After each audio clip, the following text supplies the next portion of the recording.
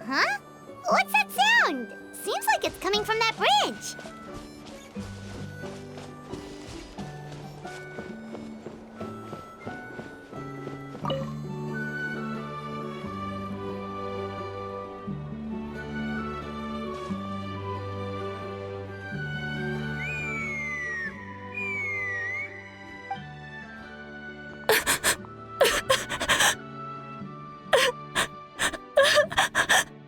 Oh no! Why is she crying? Should we go check on her? Just in case she's thinking of doing something stupid. I'd leave her be. The warriors of the Flower Feather Clan are a proud bunch who never show their vulnerability in public, even if they've gone wingless. Oh, Chaska? Good to see you again, Traveler and Paimon. Before we carry on, let's get a little further away before Koyer notices us.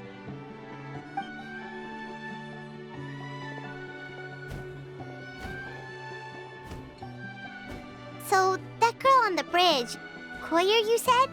Should she really be on her own right now? With the mental state she's in, it just seems risky. Don't worry. That's exactly why I'm here. Elder Alpa sent me to keep an eye on her. If she does attempt the unthinkable, I'll swoop in and catch her. I doubt it'll come to that, though. She's a fighter. A warrior, in fact. One who aimed for the sky. However despondent she might feel now, I'm confident she'll get through it. Well, in the Flower Feather Clan, there's an elite flying squad made up of Kukasaur riders. But it's an extremely selective squad. To become a rider, you need to undergo a trial where you not only demonstrate mastery of the relevant skills, but also win the approval of the Kukasaurs. Very few candidates make it through the process. Koyer has spent years training for her most recent attempt, but unfortunately she didn't pass. So it's not hard to see why she's so upset. Sometimes, after multiple failed attempts to pass the flying tests and win the Kukasaur's approval, people get so disheartened that they give up on their dream to soar the skies. They resolve to quit trying for good. We call those people the wingless. Do they get expelled from the tribe? What? No, of course not. They're still prized warriors. We have a saying, just as the Kukasaur treasures every feather on its body, so the tribe treasures each one of its children. This hits even harder in the wake of the war. All of our young warriors carry the future of our tribe on their shoulders. Besides, every Kukasaur falls from its nest before it learns to fly. It's practically a rite of passage. Likewise for the wingless, we always hold out hope that one day, when they're ready, they'll rekindle their dreams and keep trying. Until then, all we can do is quietly watch over them from a distance. Just like I'm doing now. Ah, okay. Paimon hopes she'll get back on her feet soon. Well, from the sound of her whistling, her confidence has been seriously shaken. No Kukasaur is going to respond to a call that sounds like that. Yeah, people from my tribe call to their saurian companions by whistling or blowing a horn. So it sounds like Koyer was trying to summon a Kukasaur to practice her flying. But the Kukasaurs are an even prouder bunch than our warriors. They would never respond to a lackluster whistle like that. First she failed the trial, and now she's struggling to even summon a Kukasaur. That's only going to hurt her confidence further. And getting trapped in that vicious circle is the kind of thing that'll make people go wingless. Surely there must be something we can do to help. That's very kind of you. Koyer's flying skills are up to par, but mentally she's stuck in a rut. If she wants to return to the sky, she has to overcome that for herself. I'm going to lay low nearby, just in case she takes a turn for the worse. Let me give you a tour around the tribe once this is all over.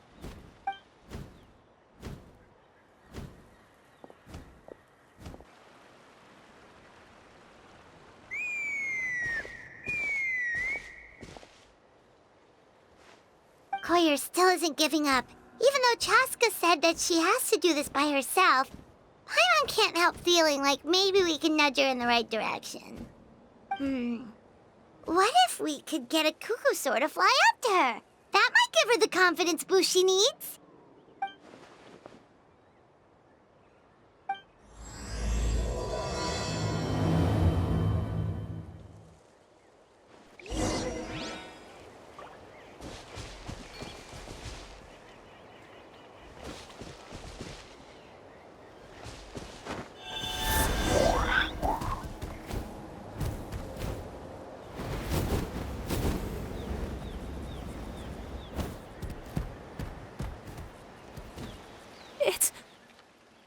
It's a cuckoosaur!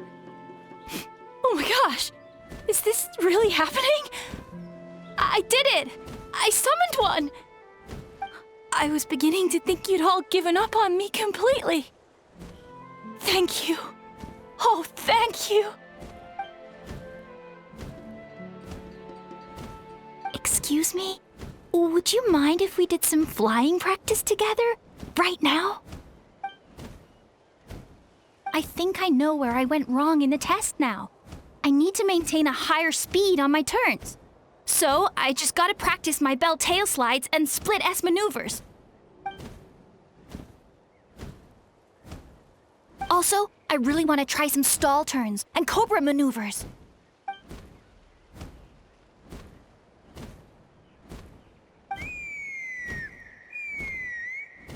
Huh?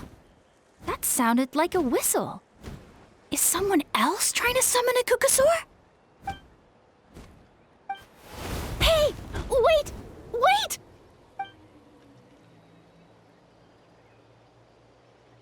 Do you think Koyer's feeling better now? Let's go back to that bridge and check.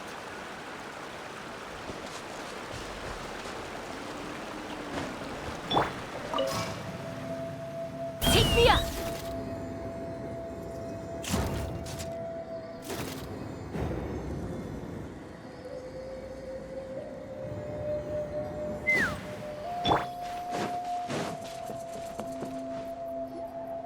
Chaska!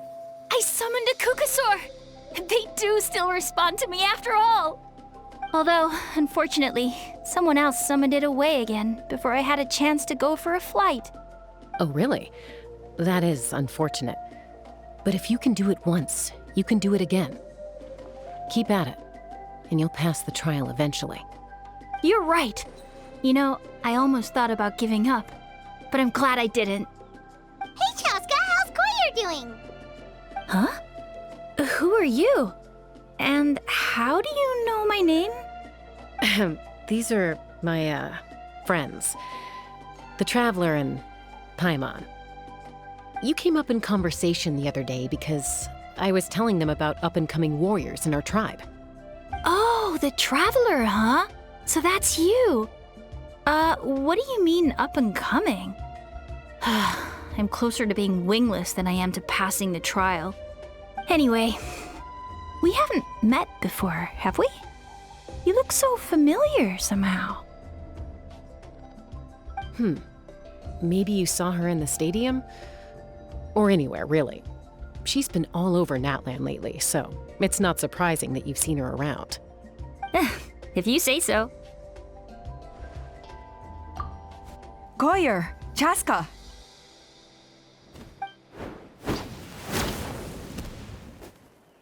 Here you are. I've been looking everywhere for you two. Oh, Elder Alpa! What's the matter? I thought I should tell you myself. We're going to redo the flying trials. Redo them? How come? This is so unexpected. And I can't believe you came out here just to tell us that in person. It's embarrassing to admit, but due to time constraints, we didn't do a proper inspection of the arena before the last round of trials began. Then we started to notice many candidates performing worse than expected. So we redid the inspection afterwards and found a number of issues which likely impacted candidate performance. This was entirely our mistake, and I apologize unreservedly. I know it doesn't make up for it, but I thought bringing you this message in person was the least I could do. Oh, okay. Chaska, these people you're with, are they the traveler and Paimon? Huh? You've heard of us? I have indeed. Gathering intel is an essential part of being a warrior. Plus, you've already made quite a name for yourself in Natlan. Actually, I've been meaning to invite you to enjoy our tribe's hospitality for some time. Hospitality? Oh, that includes food, right? Of course it does. If you let us host you, you'll be treated quite lavishly. Mighty warriors are highly revered in our tribe. Besides, we still owe you for your help during the war. Without you, we would have suffered far worse at the hands of the Abyss. So I like the chance to show you our gratitude on behalf of the whole tribe. Mighty warriors, plural? So Paimon counts too? Paimon's starting to like you a lot. That should go without saying. Your flying skills are the envy of our tribe. The Flower Feather clan seems like a really nice bunch of people. We definitely need to take her up on this offer. Well, I'd love to stay, but I'm afraid I still have to inform the other candidates about the retrials. With our younger generation's future on the line, there's no time to lose. Wait, Elder Alpa! Let me help! The sooner everyone gets the news, the better! Very well. In that case, Chaska, could I leave you to entertain our guests? Sure thing. Okay. Let's meet by the Obsidian Totem Pole later. Collier, let's get going. Okay.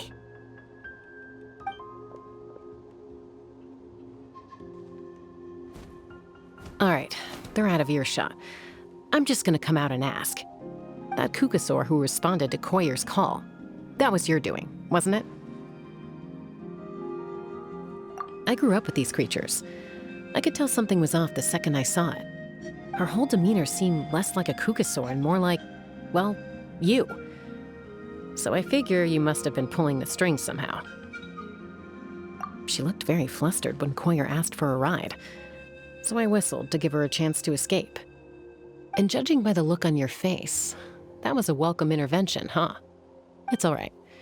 If you'd rather your hidden talents remain hidden, I respect that. I won't press you for answers, and I'll keep my speculations to myself. You're the kind of person I'd still trust even if you had superpowers. I know you'd use them for good. I think the ends justify the means in this case. She just lacked confidence, and you helped her resolve her internal conflict. If you hadn't intervened, I likely would have gotten my mom to help out instead. Although, having said that, there's a small chance she might have recognized her and seen through the whole thing. That would have done more harm than good. Yeah. Anyway, if you're free now, how about I give you that tour I promised?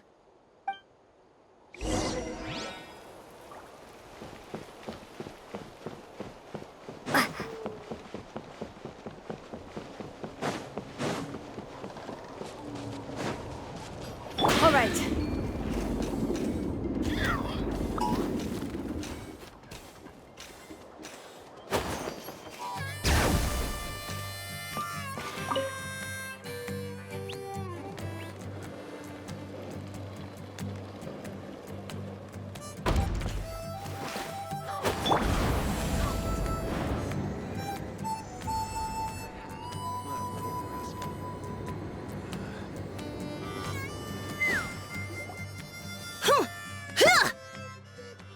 Huh, yeah!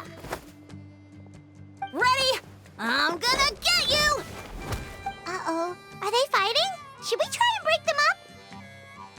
They're fine. Just doing their daily combat training. Combat training? A little young for that, aren't they? Not to us. We're a tribe of warriors. In ancient times, we were the most elite troops in the nation, responsible for patrolling and defending all of Natlan. And even though times have changed, we've kept our martial spirit alive. Hey, is that Chaska? Jessica, you're back! Oh, can you come train with us? Now's not a good time, I'm afraid. I'm showing the Traveler and Paimon around. Maybe next time. The Traveler and Paimon? Wait, You mean that legendary warrior and legendary flying expert? Legendary? Yep, that's us, all right. Awesome. It's so cool that you can fly without having to ride a cuckoo-soar. Even Chaska could only do that for short distances. Miss Traveler, can you teach me some cool sword tricks? Oh, Miss Traveler, my family shop makes the best volcano cake. You gotta try it. Let's behave ourselves, everyone.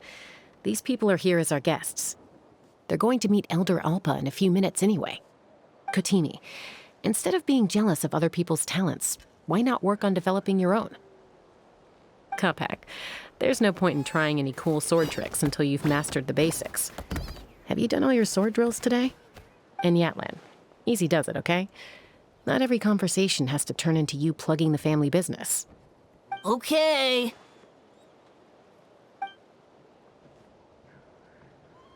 Sorry about those kids. They just got overexcited when they heard your name.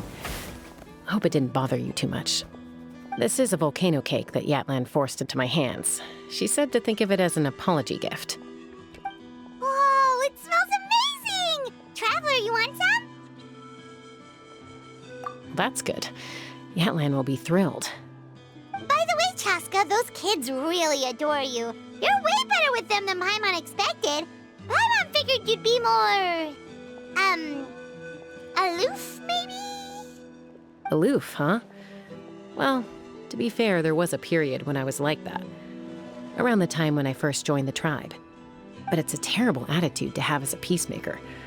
It tends to turn situations that could have had a peaceful resolution into a stalemate that can only be resolved by force. Yep, exactly. As long as other options are available, I try to avoid that at all costs. Someone once told me that peace imposed by force will crumble in a matter of days. But peace achieved through genuine dialogue actually benefits both sides, even if sometimes the parties are only willing to negotiate because they're both armed to the teeth. That's true. Hey, Chaska! Uncle Cusco knows you're back, and he's coming to get you. Oh, thanks. Traveler, Paimon, got a dash. I'll meet you at the totem pole up ahead. You can't miss it. It sticks out like a sore thumb. Wait, are you running away? First rule of conflict resolution? Grab the fan and run before the you-know-what hits. Trust Chaska to make even running away sound cool. Sorry about this. Just stall him for me, okay? I'll explain everything later.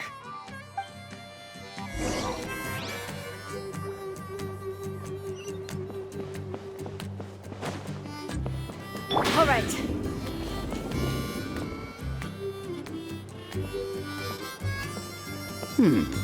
A golden-haired outlander and a white flying object.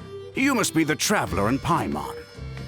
I heard Chaska was with you, but I suppose she's run away again, has she? Sorry, who are you? Who am I? Only her father. She's supposed to go for a checkup every 3 months to see how her abyss condition is doing. We both agreed on it. But she's already missed 3 checkups this year. That's 3 out of 4. Yes, she got exposed to abyssal energy as a young child. Then her birth parents abandoned her. It's lucky those wild cuckosaurs found her when they did, or she wouldn't have made it. They took her under their wing and raised her as one of their own.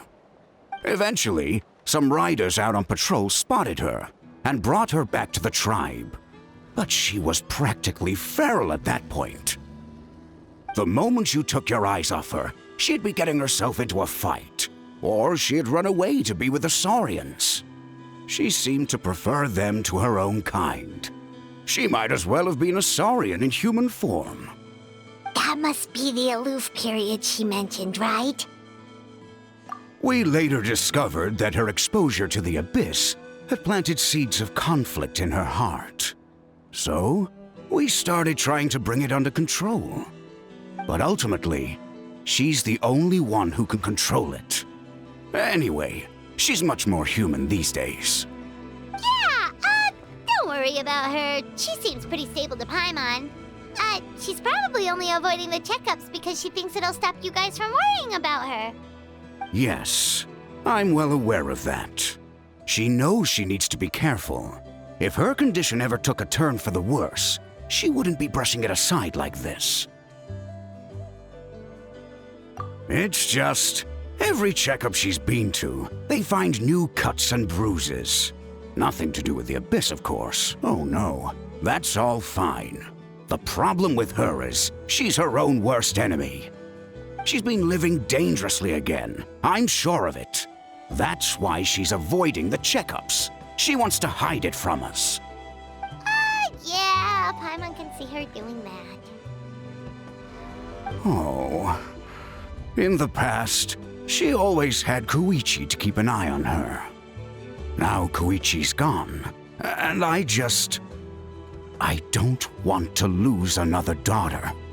Chaska's been increasingly reckless since Koichi passed. It's like she's trying to make up for it somehow. Next time you see her, please tell her to be careful for me. Even if she doesn't want to hear it. If she doesn't want to do these checkups anymore, that's fine. I just want her to stop putting herself in harm's way.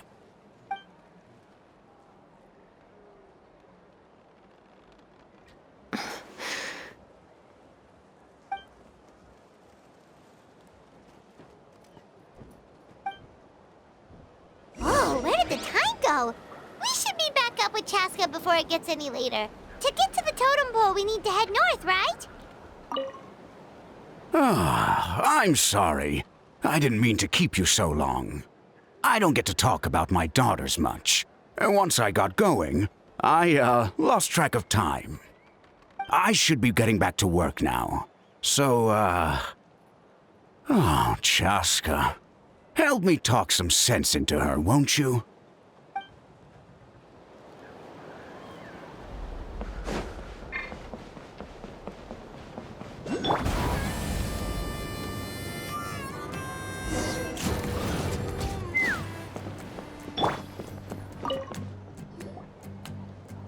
Hey, Chaska! Hey, Alba!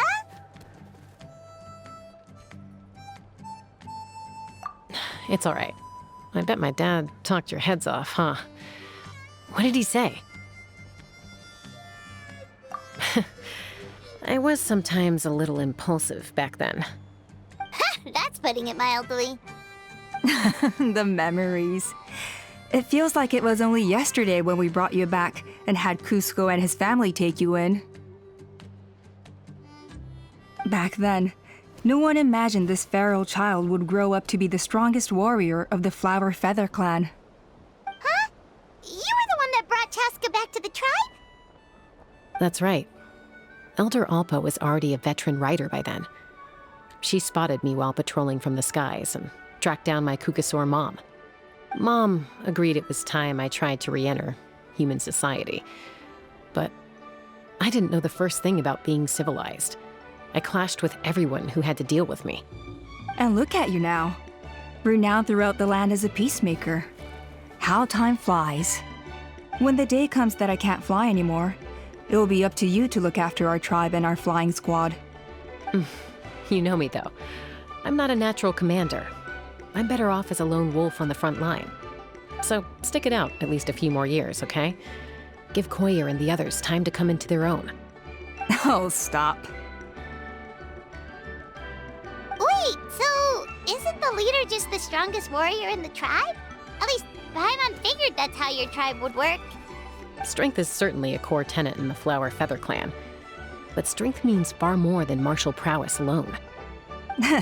If it all came down to individual strength, I'd struggle to call myself a warrior, let alone a member of the flying squad. Any fighter in the tribe could take me down.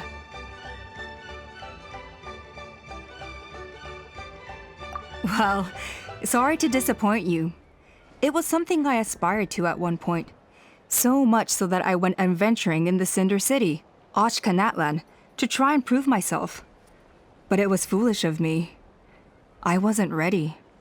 I came back empty-handed and seriously injured. The fact that I survived was something, I suppose. But after that, I never seriously considered myself a strong fighter.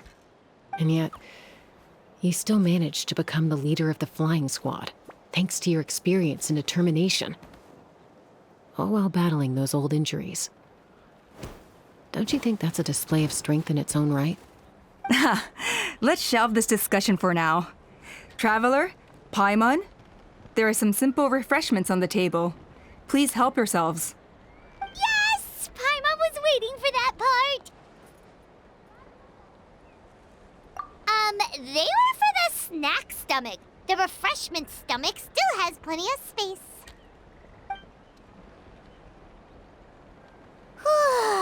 Paimon is so full. Well, if you're enjoying our hospitality, feel free to stay with us as long as you like. Elder Alba? There's, something's come up.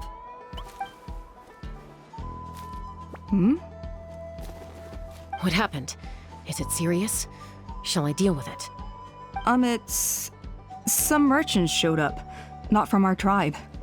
They said they're here to discuss some potential collaboration with us. Why now? This is terrible timing. There are a few wingless that we haven't managed to reach yet, and we still haven't inspected the retrial arena. Let me handle the other errands while you meet with the merchants. You shouldn't be trying to do everything at your age. You should help too. Seems only fair after all that food we ate. Huh. Well, much obliged. Cheska, the remaining wingless are all people you know. Let's see. Pishika now manages the floating target balloons. Waska's probably still addicted to eyes on the feathered prize, and Junam spends her days up on the flying platform, staring at the Cinder City. I'll leave you to tell them the news.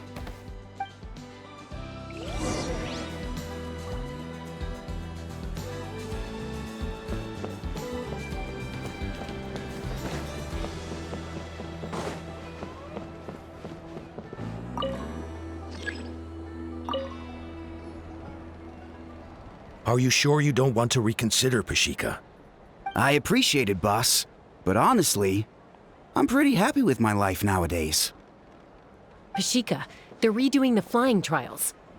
Huh? Mutona?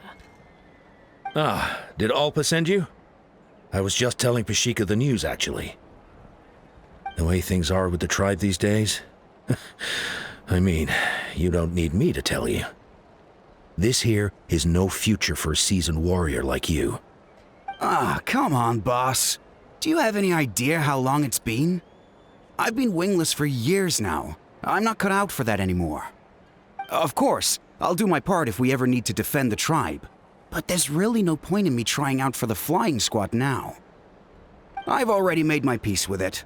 Not everyone has what it takes to return to the sky after going wingless. Elder Alpa's perseverance is something else. And it's okay if I'm not destined for greatness.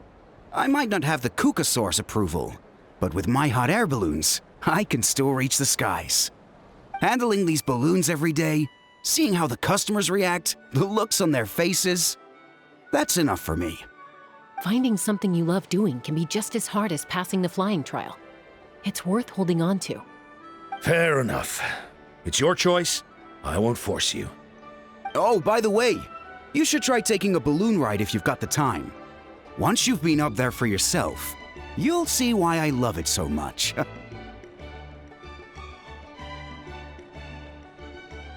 No problem.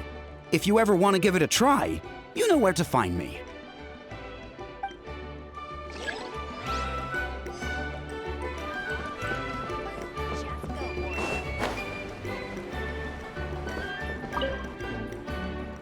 A retrial? What's the point? I pretty much treat life like it's a game. No Kukasaur is ever going to approve of that, no matter how many times I try. Waskar, I can assure you, Kukasaurs wouldn't judge you for something like that. Well, they must be judging me for something. Maybe I lack fighting spirit, or just don't have the talent. Not everyone's a natural like you. Don't waste your time on me. You'll have better luck with the ones who still have their heads in the clouds. In the meantime, I think I'm gonna treat myself to a few more games of Eyes on the Feathered Prize. Yeesh, there's wingless, then there's being a total lost cause. He used to be a fierce warrior, actually. But fighting spirit alone won't win you the Kukasaur's approval. Are all Kukusaurs so strict? The ones in floating target balloons and Eyes on the Feather Prize seem pretty chilled out. It's one thing to hang out and have fun, but quite another to take to the skies with a human life on your back. Giving a ride to someone who's unqualified endangers not only the rider, but also the Kukasaur themselves. If the rider makes a mistake, they both suffer the consequences. So we have a mutual understanding with the Kukasaurs. If someone isn't up to standard, we have to reject them. Even if it means breaking their hearts.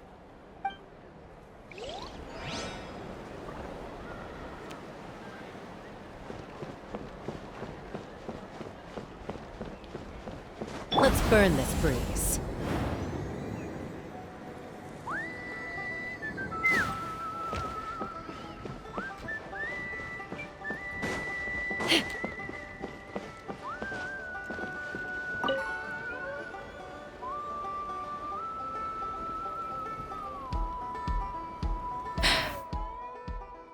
Hey, Junan. Gazing out at Natlan again, huh? Chaska? What are you doing here? Is something up? The flying squad is hosting retrials again soon. Wanna give it another try? Maybe you're forgetting the definition of wingless.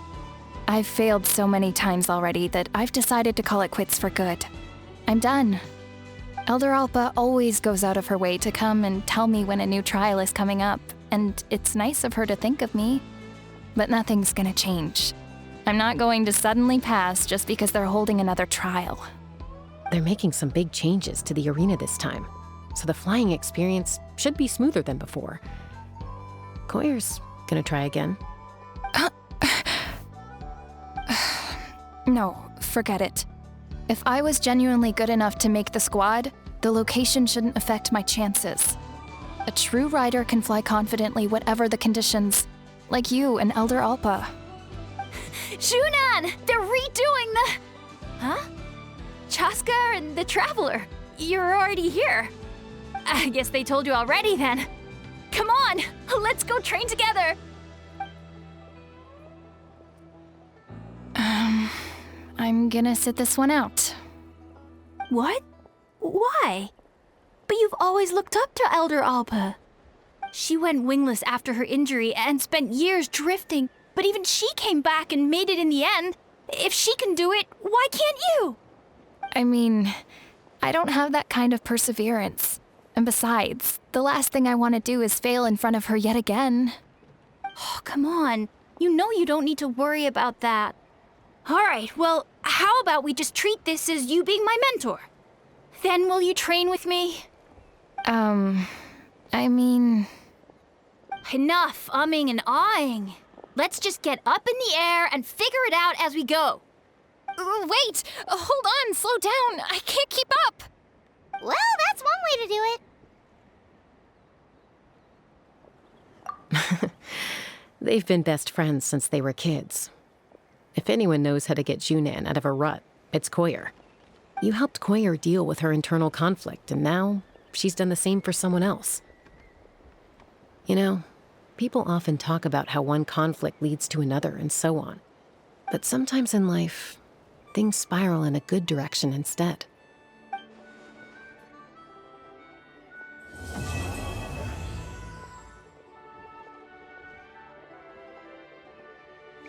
We've notified all the wingless on the list now, right? Where to next? The trial arena. It's not far from the tribe.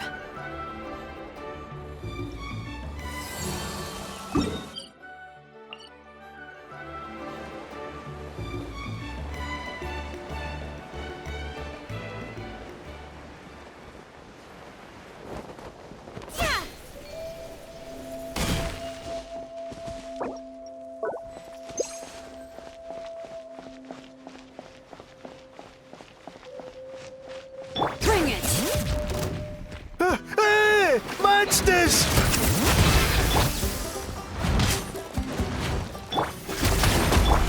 Water jet! Ha!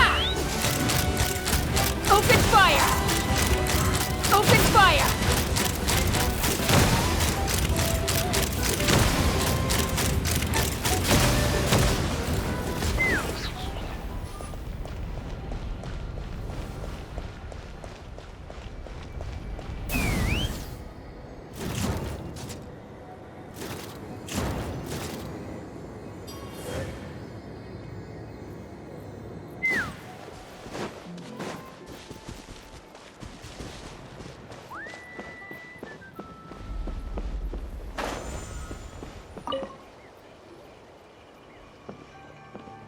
Oh, hey there, Chaska. Did Elder Alpa send you? Yeah, she's got other things on her plate right now. How are things looking here? Well, the inspection revealed numerous blockages all over the trial arena. It looks like they're the result of ley line disorders caused by repeat abyss invasions.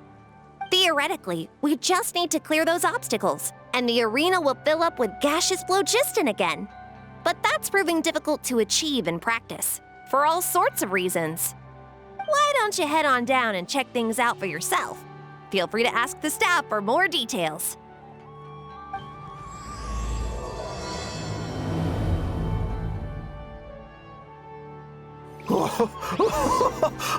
I thought I was done for. Oh, this spout should be good now. Thank you very much.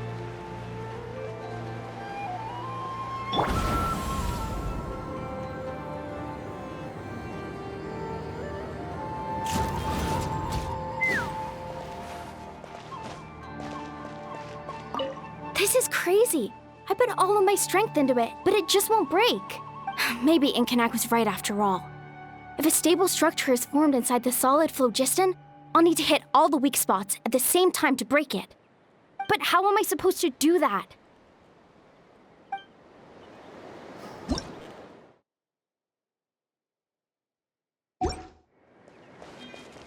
Take me up!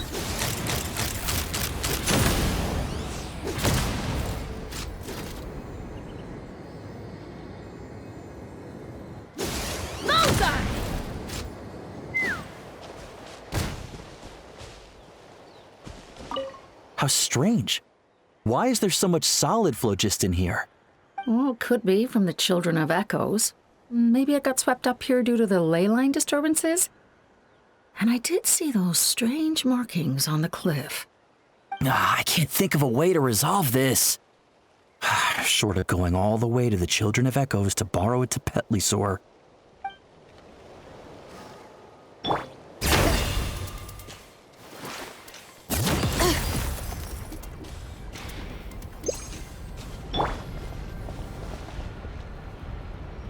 Let's burn this breeze.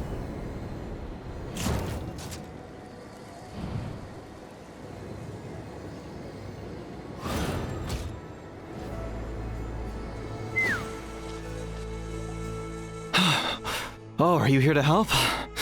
Thank goodness. There's no way I could do all this by myself.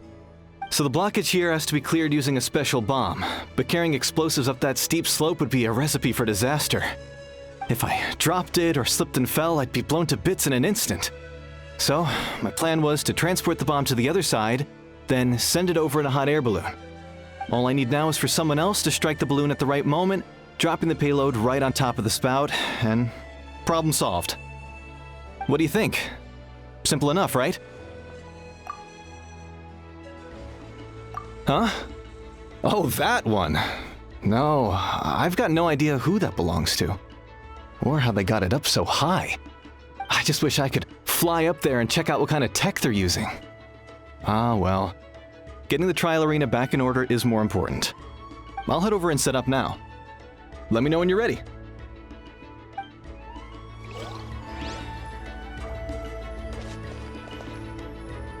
All right! Get ready!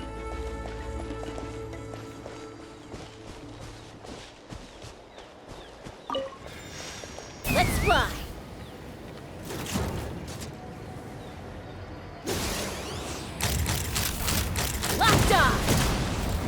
The gaseous phlogiston is being replenished.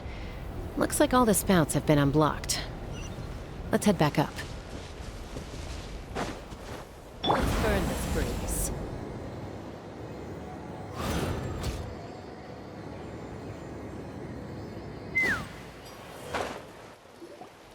Wow, you took care of everything in no time at all. Incredible work. Now we just have to wait until the gaseous phlogiston is fully replenished. Then we can kick off the retrials. Actually, Inkanek, I'd like to do a test flight first, just to make sure we're not missing anything. Could you arrange that for me? Huh? But you only just finished getting the arena ready. There could still be other hazards we're unaware of. All the more reason to have me test it out. Think of it as another inspection. I guess you're right. With your flying skills, you won't be in any serious danger, even if there are hazards we overlooked. The conditions in this area seem a little unstable, but a test flight is the only way to catch any lingering issues. All right, I'll get things set up for you. Just let me know when you're ready.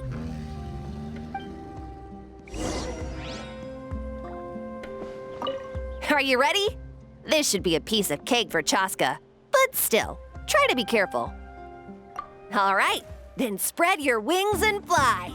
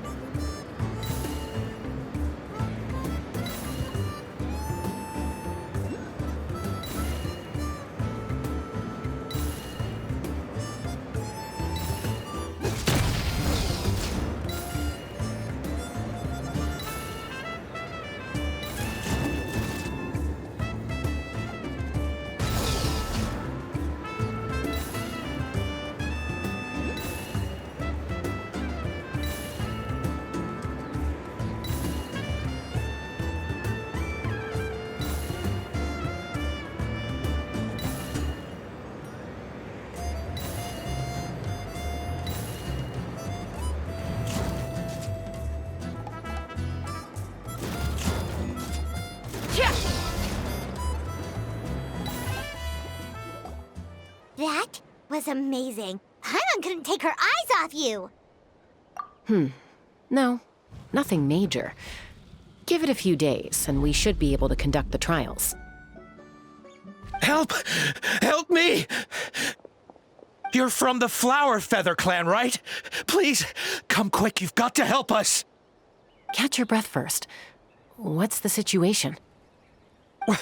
We got attacked by a Kukasaur. My friends are still stranded in the middle of the road with the goods we were transporting. Please, I'm begging you, save them! Huh? Are Kukusaurs really that aggressive? Do they usually attack groups of people unprovoked? Not in my experience, but there are exceptions to every rule. Let's go check it out.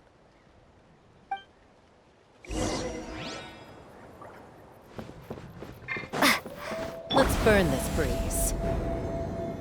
Ouch! I've never seen such an aggressive Kukusaur. Ouch! I've never seen such an aggressive Kukusaur!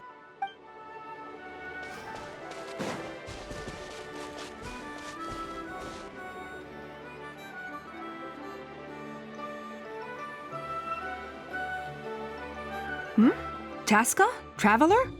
This is a surprise. Elder Alpa? Huh. So, where's this aggressive Kukusaur we've heard about? Already flew away. Looks like it backed off once it realized that reinforcements were coming. So why do you think it attacked these people in the first place? Was it after the food? No. These merchants are even transporting food. Ah! Thank goodness! The phlogiston wings are intact! Phlogiston wings. Thank you so much for coming to our rescue. These phlogiston wings are our most prized goods. If anything happened to them, it would ruin us. Wait a minute. Are you the merchants that were looking to collaborate with us? Wormy told me about you. Yeah, that's us. So I take it you're Elder Ulpa? I am. You must be exhausted from your journey, not to mention shaking up from the attack. Let me bring you back to our tribe to rest. We can talk business after you've recovered. But Elder Alpa, what about the Kukasaur attack? Well, our guests here weren't seriously injured, and their goods are intact. Perhaps that Kukasaur was just having a bad day. There are so many of them around here. You'd expect something like this every once in a while. I don't think we need to pursue it any further. More importantly, how are the preparations for the flying trials going? Is everything in order over at the arena? Huh? Did you say flying trials? What a coincidence! Sounds like a perfect use case for our phlogiston wings. You'll be pleasantly surprised by what they can do. Oh, really? Now I'm intrigued. Well then, let's forget all about this Kukasaur attack for now. We have some serious business to discuss.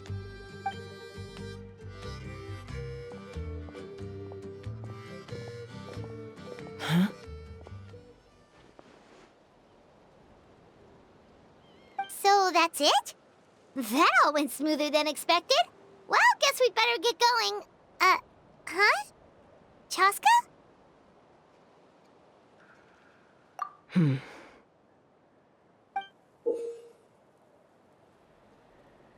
blood-stained feather.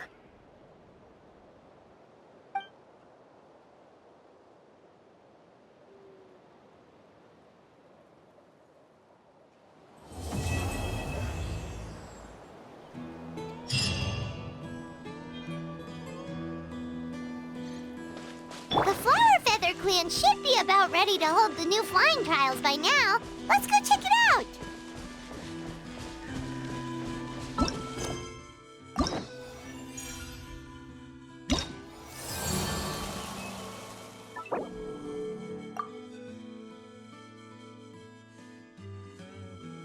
The Flower Feather Clan should be about ready to hold the new flying trials by now. Let's go check it out.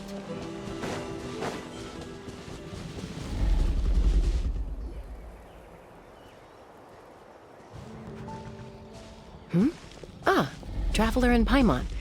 You came. Yep, and it looks like we made it just in time. Although, can't say the same for the Kukusaurs. Bit of a low turnout, huh? Yeah, you'll see why soon enough. All right, get ready. 3, 2, 1, fly! Whoa! We're really flying! I feel light as a feather. I'm flying without a Kukasaur. These phlogiston wings are awesome! What's going on? Paimon can barely believe her eyes. How did they fly all on their own? The merchants we ran into that day were selling a product called phlogiston wings. It's a flying machine worn on the back. To operate it, you just use a handheld trackball that controls the flow of gaseous phlogiston. That's incredible. Yeah. If our tribe, well, if Natlan mass adopted this technology, it would revolutionize our mobility and responsiveness in times of crisis. Just think of the countless tragedies that could be averted. I feel like I'm dreaming. Did I really just fly on my own without the help of a Kukasaur? You'd better believe it. Plus, you just passed a flying trial. Right, Elder Alpa? Elder Alpa? Should this really count as a pass if we did the trial using phlogiston wings? Why not?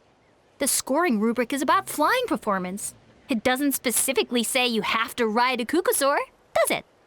Yeah, maybe, but I mean, even Chaska had to ride a Kukasaur in a trial, right? And the whole point of the trial is to test both your flying technique and your ability to work with a Saurian companion. Well, if we can fly by ourselves, maybe we don't need to test the ladder anymore. Chaska, Traveler, what are your thoughts on this new invention? Right? That's what I think too. I agree that they have strategic value. But I don't think it makes any sense to evaluate candidates by the current testing standards if they're using phlogiston wings. Why? Shunan finally mustered the courage to go through with this. And now you're saying it doesn't count? We don't have any experience using these wings in battle, nor is it immediately obvious how to incorporate them into the existing systems in our tribe. Taking a longer-term perspective, I think we need to start by getting thoroughly acquainted with how these things work. Then we can develop a new trial format with new assessment criteria, tailored to candidates using the phlogiston wings. You all raise valid points. But Chaska, while your proposal sounds perfectly reasonable, it would probably take years to put it into practice. We lost so many people in that war. These phlogiston wings could be exactly what we need to strengthen our forces and boost morale in this trying time. And as for real-world battle experience, there will be plenty of opportunities to gain that. I have high hopes for you, Junon. Huh? Hey, stop staring into space! Say thank you! Oh, thank you. Thank you, Elder Alpa. You have nothing to thank me for.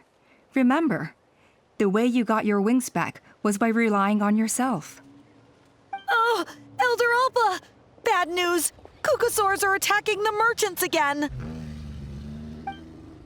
Again? Okay, everyone, stay put while I... Huh? Chaska?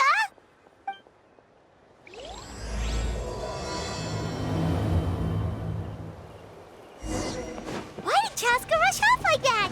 And then Elder Alpa and the others too? Anyway, let's go see what this is all about.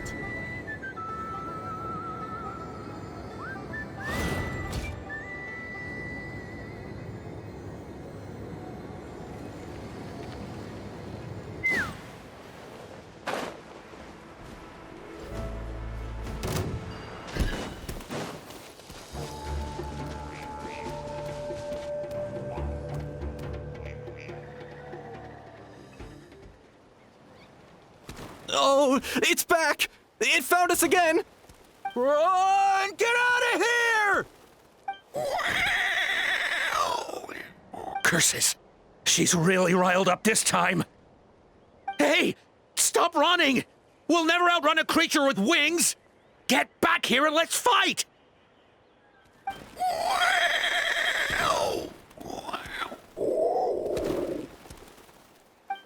Stop! All of you! Chaska! Oh, wonderful! Quick, get rid of that thing!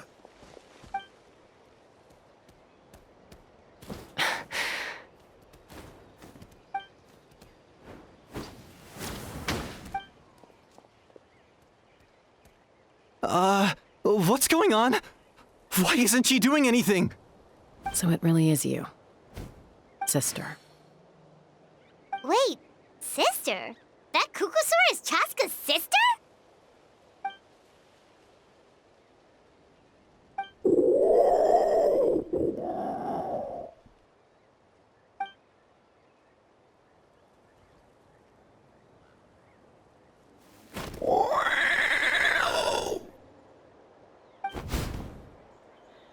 Koya, wait! Is Chaska gonna be okay? Should we go check on her? Is everyone all right? We're okay. No serious injuries. Thank goodness you all got here just in time. What was wrong with that Cucosaur? Why was it so aggressive? If we just let it escape back into the wild, who's to say it won't attack again?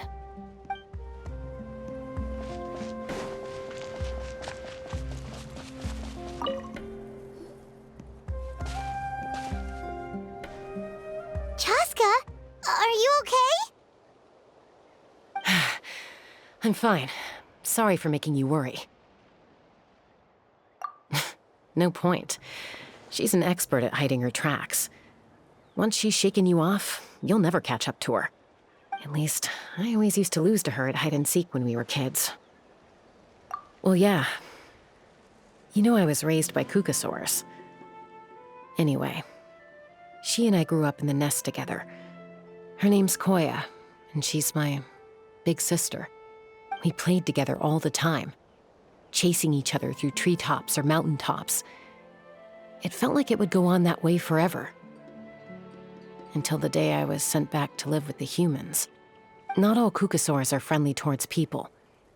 Koya, for instance, she's fine with me because we grew up around each other, but she's not fond of other humans.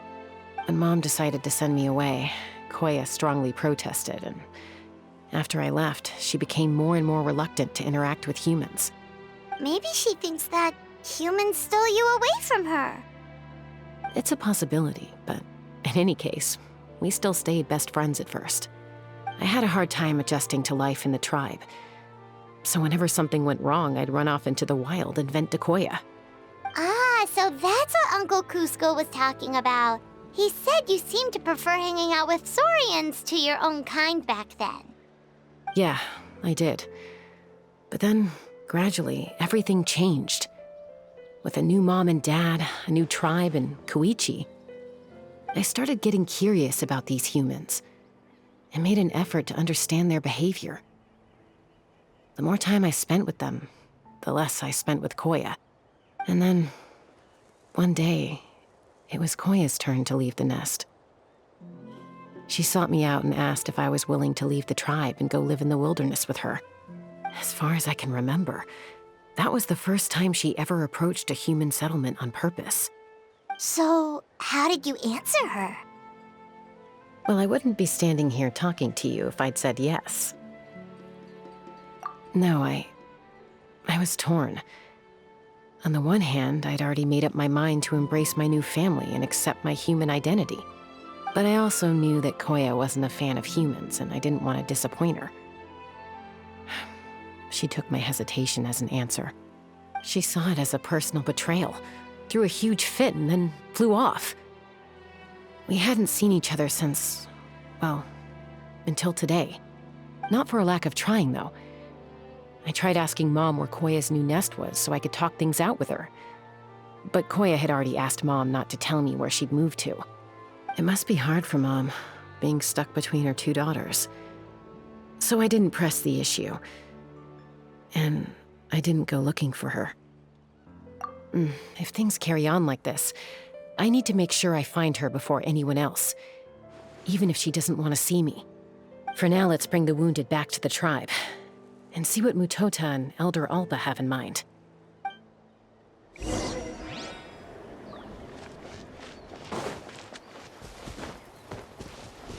All right.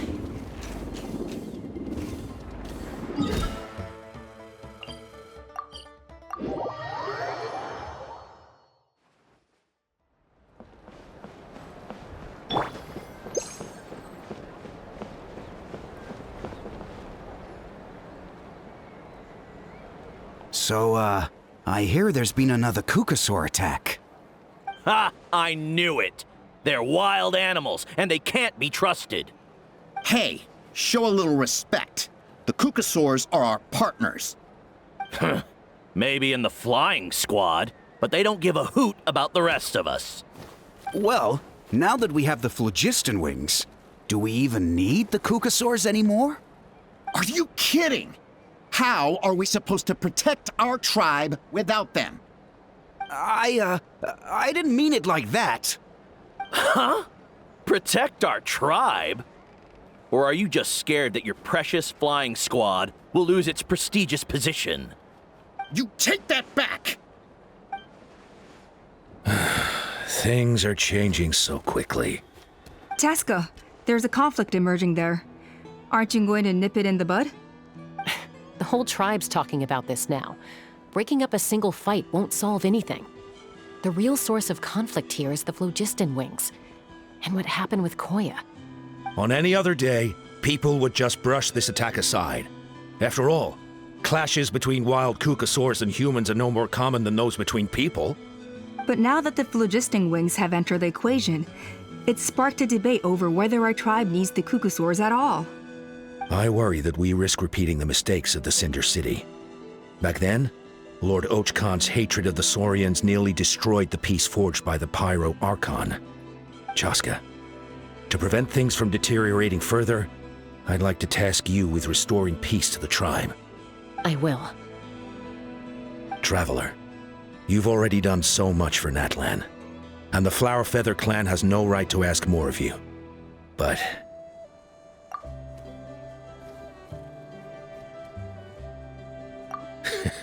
looks like I was making a mountain out of a molehill.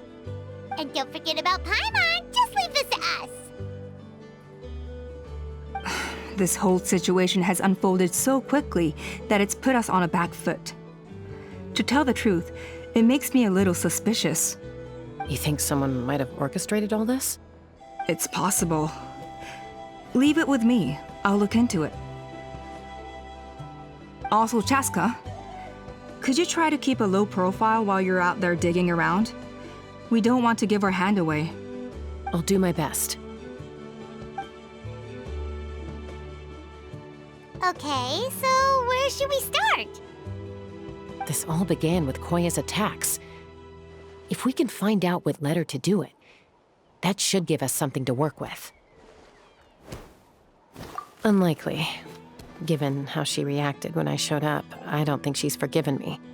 If you want to resolve a conflict through dialogue, sometimes you need a third-party facilitator. Let's go see my mom.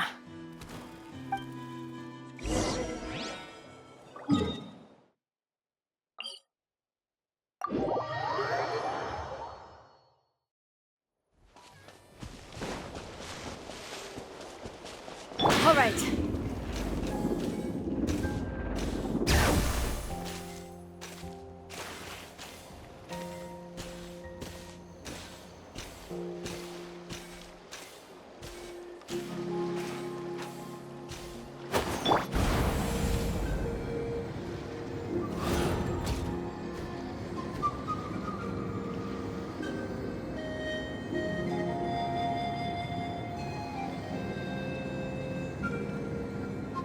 Time to go.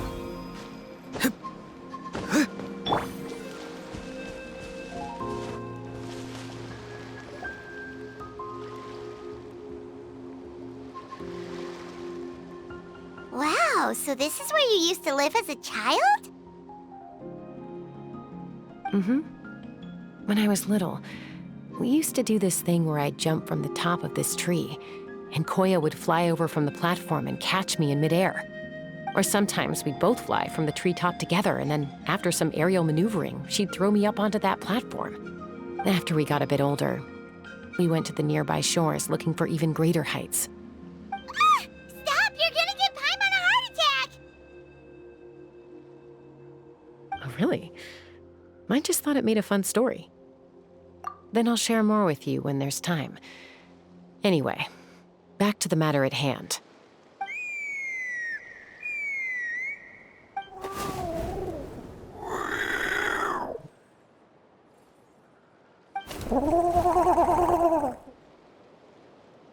Hey, Mama Bird. I'm back. My last visit was only a week ago, wasn't it? See?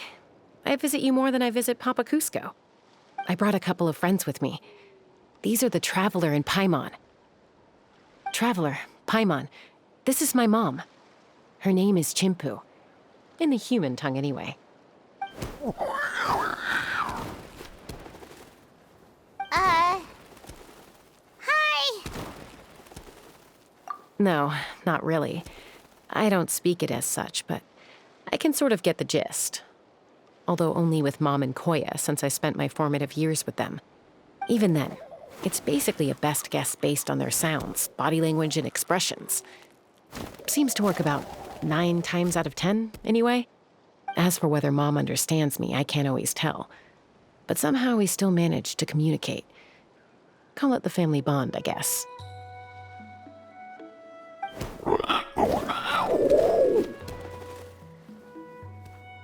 Don't worry. I'm doing well, but I think Koya might be in some trouble.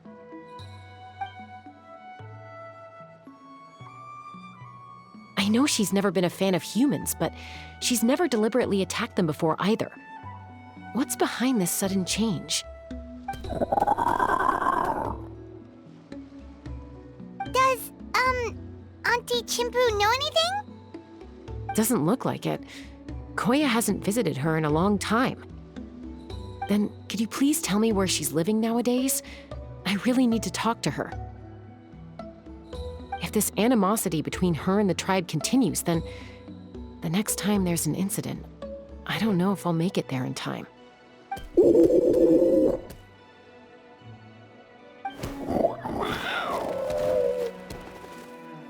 She said she'll take us there. Thank you, Mom.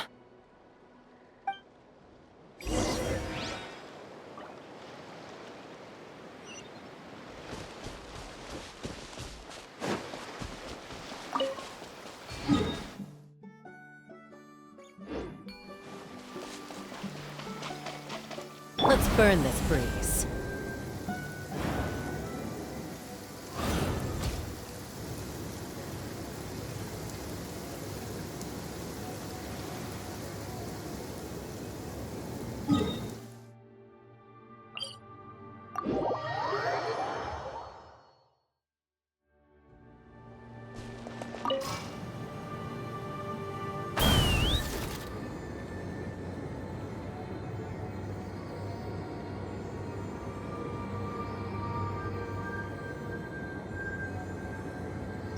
Time to go.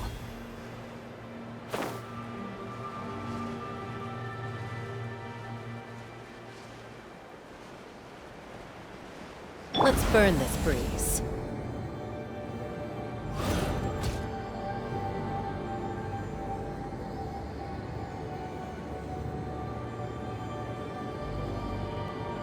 Time to go.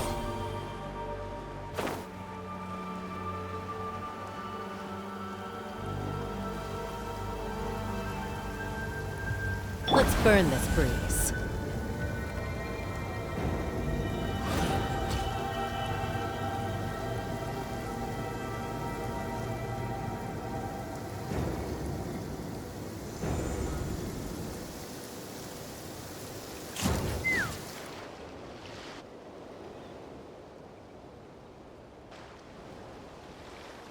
This is a really remote location.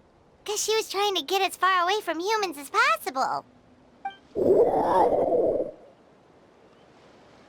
We stay here? Okay. Got it. Traveler, Paimon. Mom says we should stay out of sight for now. She'll talk to Koya first. Koya is very hostile toward humans right now. So if we show up unannounced, it might just make things worse.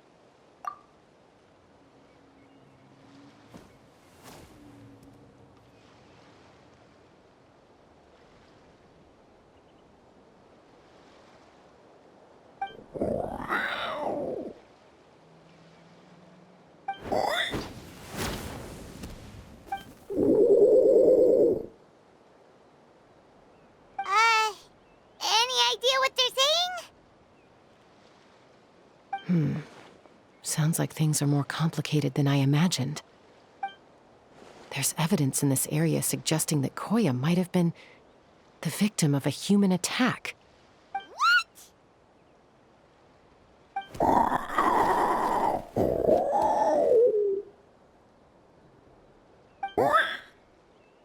No! It's Chime, Koya's child. The attackers kidnapped her. They came over the sea, under the cover of night, and they took Chime. What the heck? Who would do such a thing? I searched day and night, and finally found them.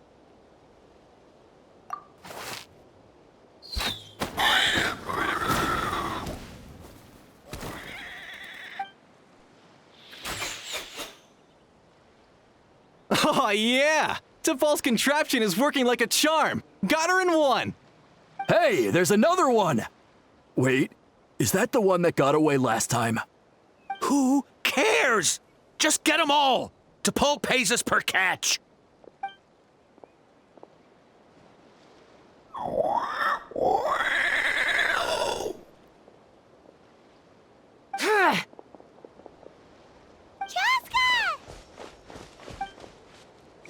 Chaska? How do you get here? Quick, stop her! Don't you even think about running away!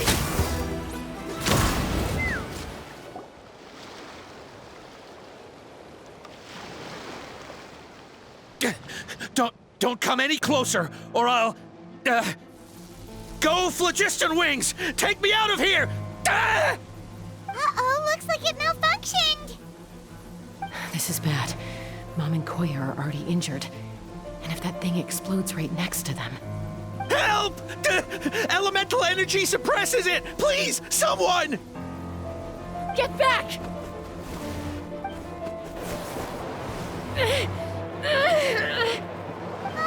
It's still going, and it's getting worse. Guess we need a more permanent solution. All right then.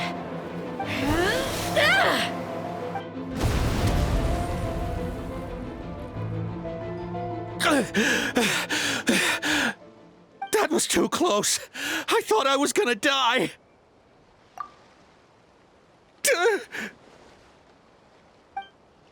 Answer us honestly. Were you the ones who attacked Koya before? I am... No, it was...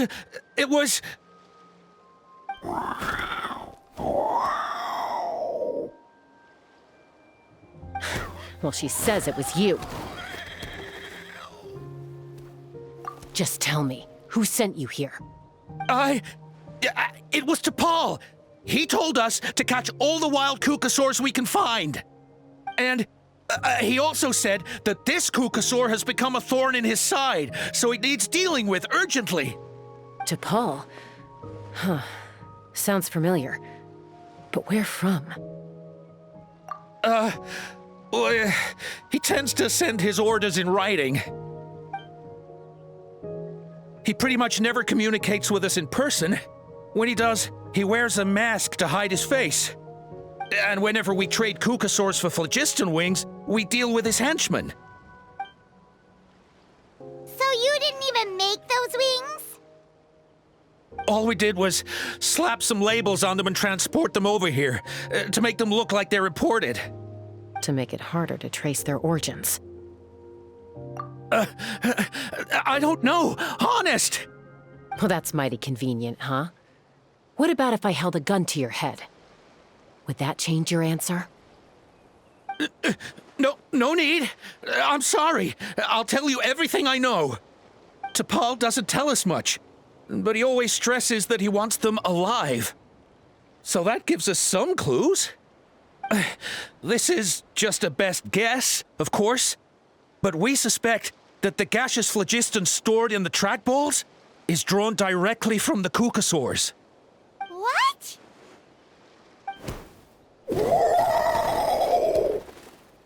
Easy now. You're still injured. Hey, keep talking. Yes, ma'am. So, the gaseous phlogiston has to be highly refined in order to power the phlogiston wings. The slightest imperfection can have disastrous consequences, as you just witnessed. But the Kukasaurs have a natural ability to process gaseous phlogiston. So, if you use them as an intermediary, then... That's enough.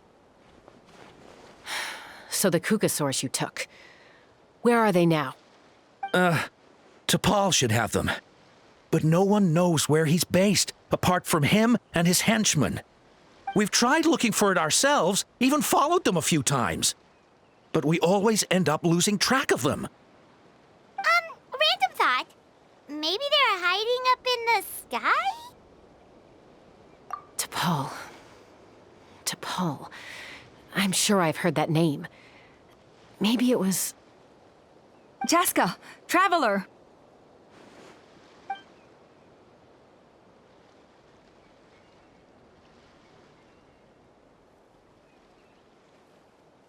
That voice! It's Alpa!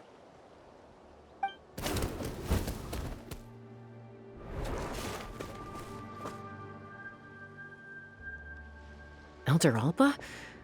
What brings you all the way out here? Well, I was patrolling nearby when I heard the sound of an explosion. What's going on?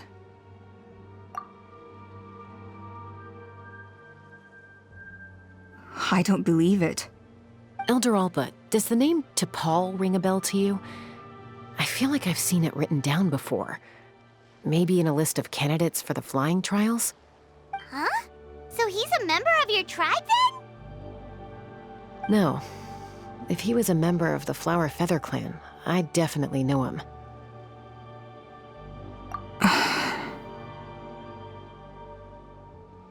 Now that you mention it, I do remember a young man from outside our tribe who came to participate in our flying trials once.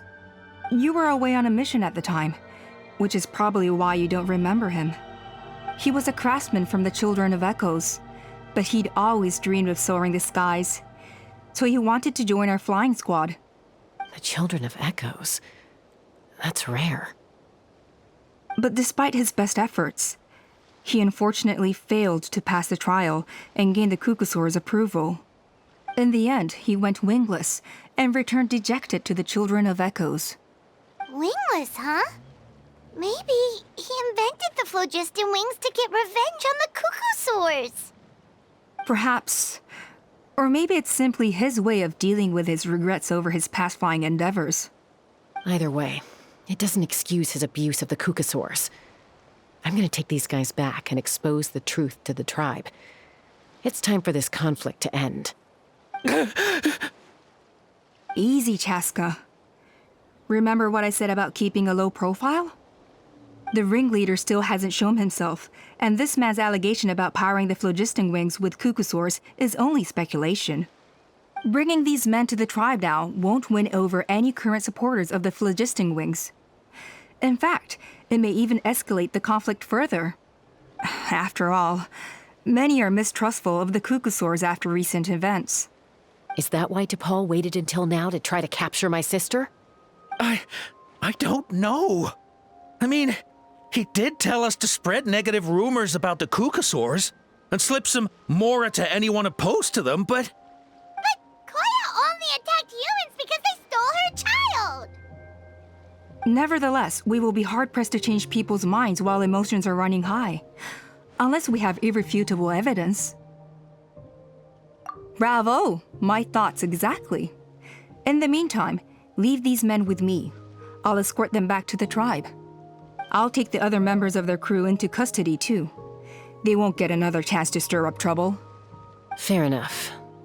I guess finding T'Pol is gonna be the key to resolving this conflict. Let's hope the Children of Echoes have some info on him.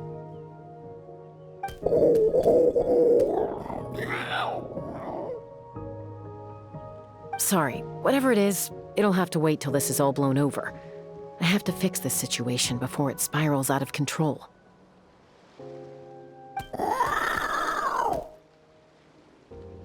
Mom, sis, rest up and get well soon. I gotta fly.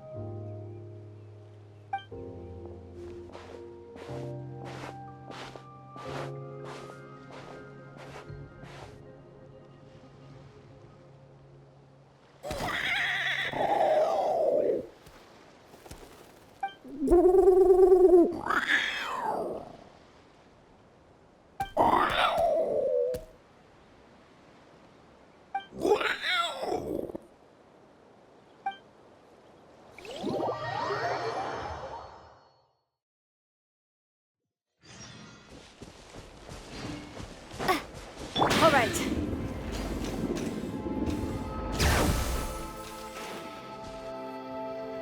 So Alpa says that T'Pol's from the Children of Echoes. But how do we track him down? Just ask around until we find him? Let's start by talking to someone we know. It'll be faster that way. At this time and place, I'll bet the easiest person to find is... Wakey, wakey, Shilonen! Oh, it's you. Okay, give me a second. I'll come down.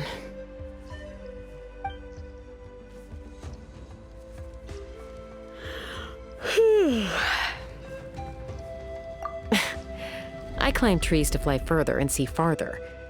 I don't usually stop for a nap. Well, we're not all like you. Always full of energy, even after flying around all day. Yeah. So, you've come all this way and interrupted my precious nap time. Might I inquire as to, why? I'm sorry, Shilonen, but it couldn't wait. Does the name T'Pol mean anything to you? He's a craftsman, apparently. Huh. T'Pol. Yeah, that rings a bell. I think that's Puma's child. Nope, I'm afraid you're a few years too late. Why are you looking for him?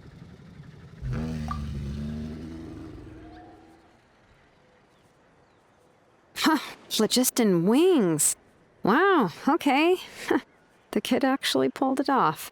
Well, looks like, no more rest for me today. Pulled it off? You mean he's tried making something like this before? Yeah, he started trying to build a flying machine right after he got back from the Flower Feather clan. So right after he went wingless, then. Was this flying machine anything like the gun you made me? You mean your gun that's harder to tame than the proudest Kukasaur? No, he wanted to build something that allows anyone to fly freely, even if they're not naturally gifted. But he never got very far back then, though. Blew up his workshop a few times and barely made it out alive. I never really kept up with him after that. His parents traveled a lot in their youth and only returned to the tribe after he was born. But they settled in a remote area and don't interact with other people much. Which means most people in the tribe don't know them very well. Your best bet is to chat to his direct family. I'll, go get Puma. Wait for me in front of the workshop. I won't be long.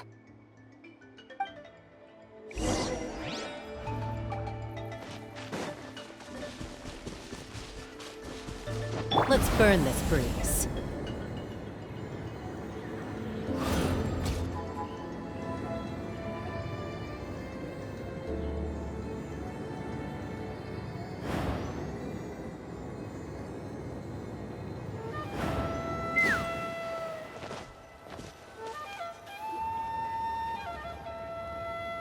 I'm back. Allow me to introduce T'Pol's mother, Puma. Hello, Oh, save the pleasantries. I don't want to spend any longer talking about that boy than I have to. huh? I disowned him long ago. He is no child of mine. All he cared about was his pipe dream of reaching the sky. Oh, we tried to talk sense into him, but he was obsessed. And then when he left us, he spouted some nonsense about building a workshop in the sky to avoid the constant criticism of us ground dwellers. He left his notebook behind. Whatever questions you have, you can look for them in there. I am done talking about him. He's no son of mine. He never called me Mom anyhow.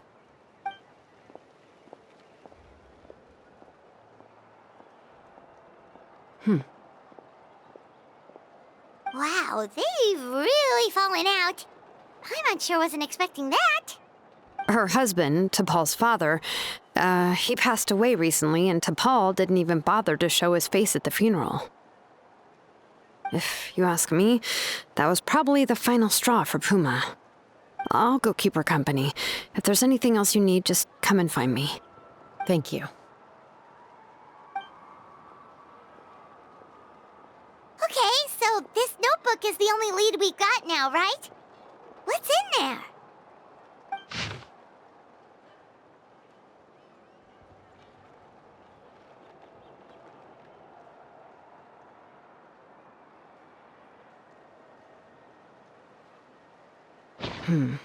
Some early designs for the phlogiston wings, and some theorizing about an airborne workshop. Natlan, the Cinder City. Looks like that's where he got his technological inspiration from. So, was he serious about the workshop in the sky? But that's such a big project for one person. Do we think he actually pulled it off? Oh, yes. The one from the trial arena that was super high up! That balloon has been there for a while, and everyone's been wondering how it got up there, but what if that's the wrong question? What if it started off even higher up, above the clouds and out of view, and it only descended to its current height due to some kind of malfunction? Part of T'Pol's workshop? Seems likely. If T'Pol's base had been hiding above the clouds this whole time, that would definitely explain why Isidore couldn't find it. Paimon totally called it! But how do we get up there? Chaska, can you even fly that high? By myself? Possibly. But with a passenger, no chance. I doubt even phlogiston wings could take you up that high. At least, not without that relic T'Pol mentioned in his notebook. Yeah, and he's probably holding on to it. We'll have to find another way. Nope. That's way beyond Paimon's altitude. Also, would you really expect Paimon to go up there and take on T'Pol by herself? Let's not worry. Just because we can't think of a solution doesn't mean no one else can. I'm not the only flying expert in my tribe, you know. Oh, good point. We should go ask Elder Alpa. And Mutoda. He was quite the flying ace back in the day, too. Let's head back and see what they suggest.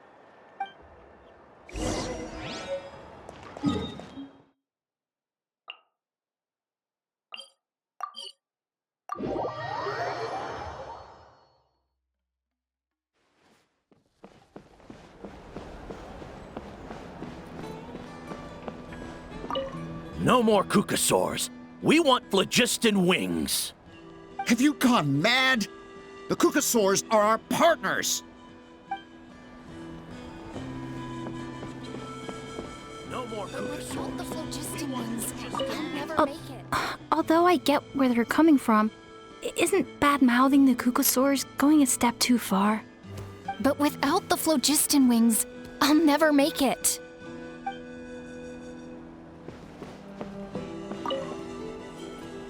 Chaska, you're finally back. Things are getting really tense in the tribe. Have you made any headway with your investigation? Some people even think we arrested the merchants just to support the flying squad and crack down on the phlogiston wings. We found some promising leads, but there's a major obstacle standing between us and the irrefutable evidence we need. A relic from the Cinder City? So Och Khan's still managing to sow discord, even after all these years. An airborne workshop and a hot air balloon above the trial arena. And that's where you're trying to get to now? Neither phlogiston wings nor a Kukasaur can take you that high up. Do you really think that's where T'Pol is hiding? You know what? There might just be a way. Really? Do you still remember those spouts in the arena? When they were all blocked, the gaseous phlogiston was trapped and unable to flow. But now, it's flowing freely. If we were to block them up again... You mean all of them except the one at the very top of the arena? To build up the pressure there? Precisely. With all the gaseous phlogiston flowing through one spout, it would create a high-pressure wind current. And then we just ride it up into the sky! Yes, it has its risks, but with Chaska's abilities, I think she could manage it. It's an extremely risky approach, but I agree that it's feasible. If you want to give it a try, check with Inkanak at the trial grounds. She can explain how to block the spouts. Chaska, if anyone has a hope of seizing this evidence from the high heavens, it is you. We want phlogiston wings. Be prepared and stay safe.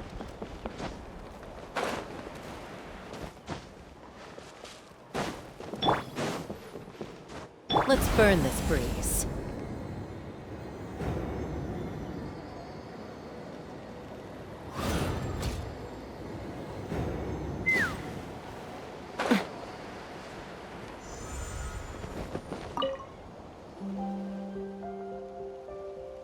Goodness me, that is a very bold idea.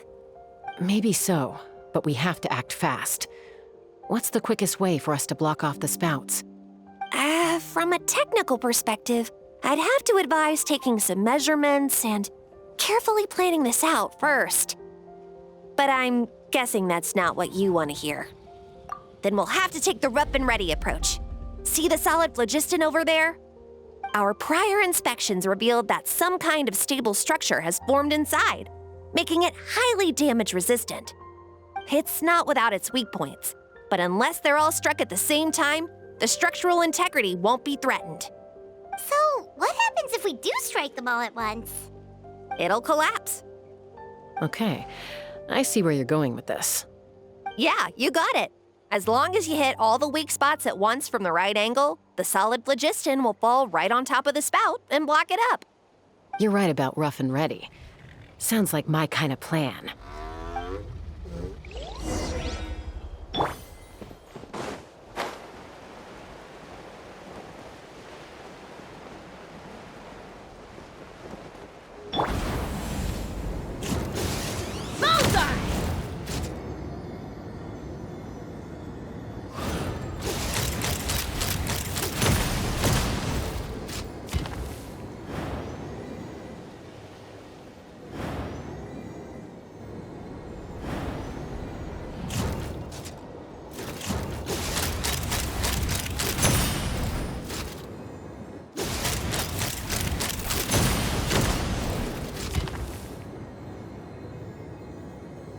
Look! There's a chunk of solid phlogiston right over that spout!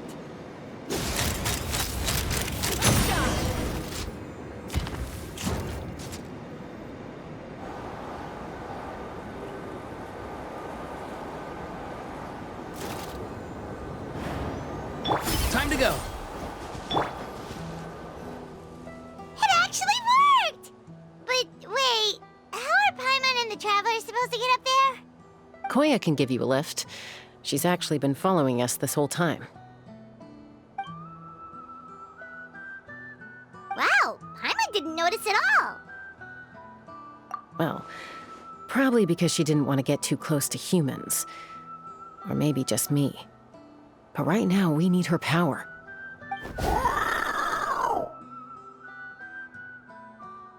Whoa, you didn't even have to summon her!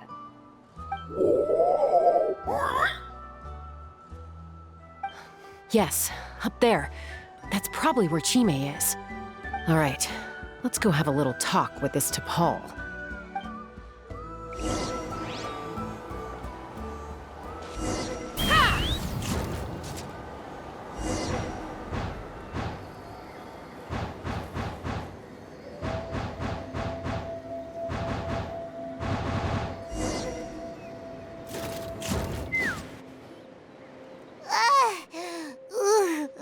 Paimon's never flown that fast before. She feels so ready to throw up. Aha. Just as I thought. It might look like a regular hot air balloon from the outside, but up close, it's clearly been heavily remodeled. And sure enough, it only descended below the cloud line because the custom-built machinery malfunctioned. I should be able to figure it out with T'Pol's notebook. Thankfully, I know a little DIY from fixing up my guns when they're having issues. That should just about do it. Now all it needs is a nice hard kick. Maybe that works on your guns, but, huh? We're really moving!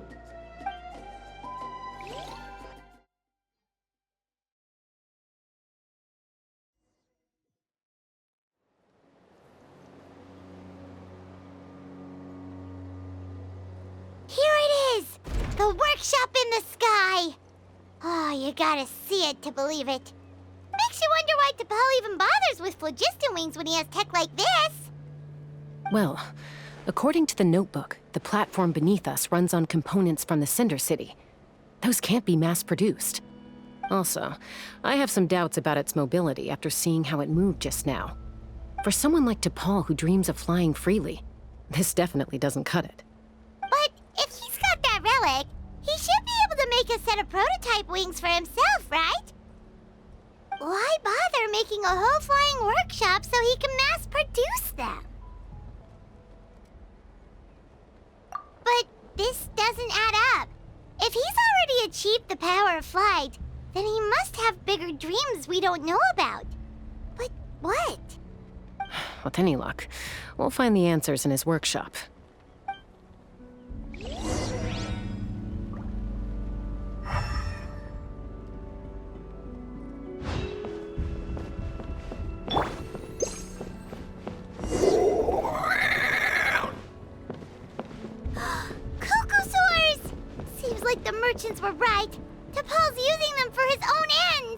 bet that mechanism on top of the cage opens the door. Let me give it a try.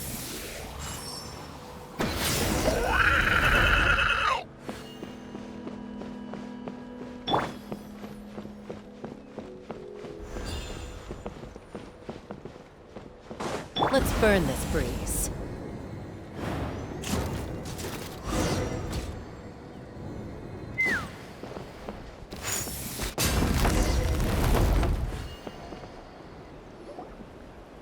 Why won't it fly away like the others? Is it... She's still breathing, but barely. By the looks of it, DePaul was using these cages to extract phlogiston from the cucosaurs. Once a cucosaur is drained of phlogiston, it becomes too weak to move. We'll have to come back for these ones after dealing with DePaul.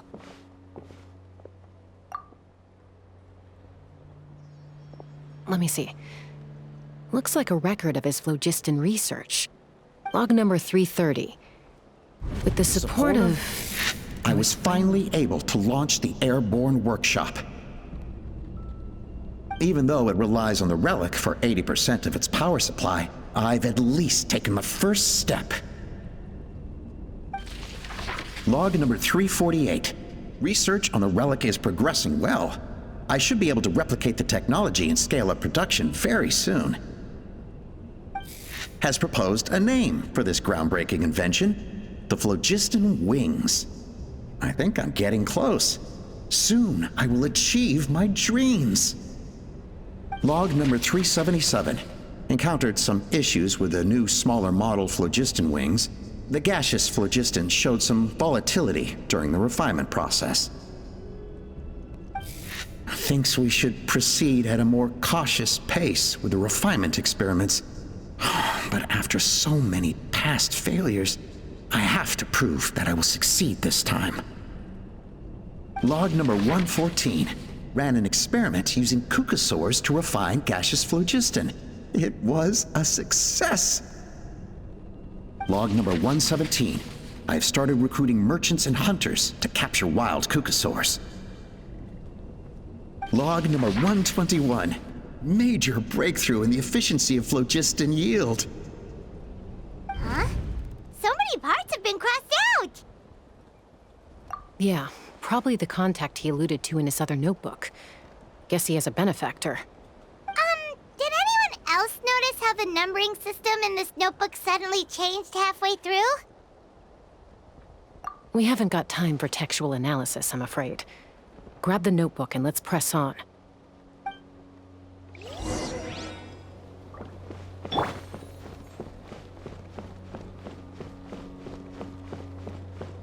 Huh. Never seen one of these before. Looks like this was built with the Cinder City components, too. You're not thinking of giving it a nice hard kick, are you?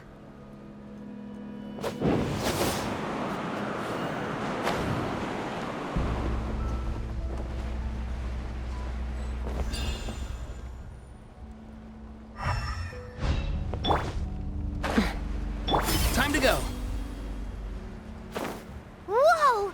What's that mechanism doing? It's asking for a nice hard kick where it hurts. Aim for the weak spot.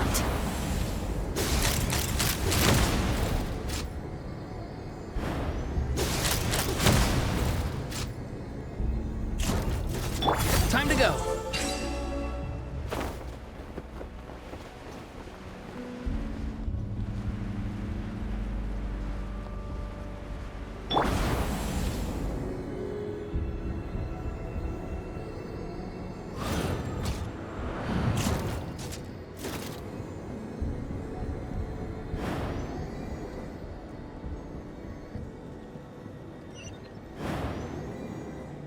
Time to go.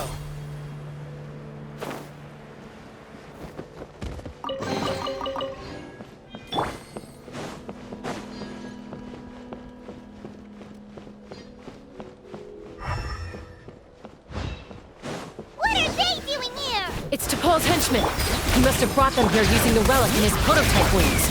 Watch out! Fire! Open fire!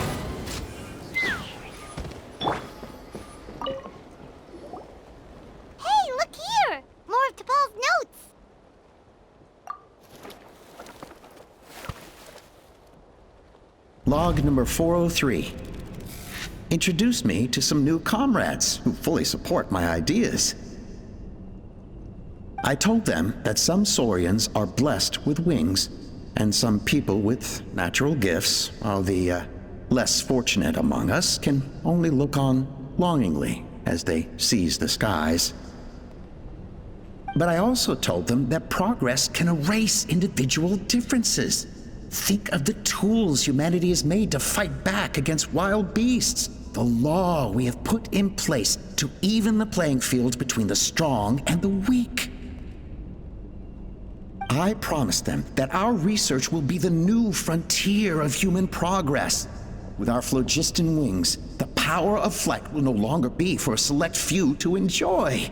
Imagine a world where the skies are for all to share. I only hope that when we finally achieve this goal, we'll be proud of me. Imagine a world where the skies are for all to share. Yes, what a wonderful world that would be. If only it were possible.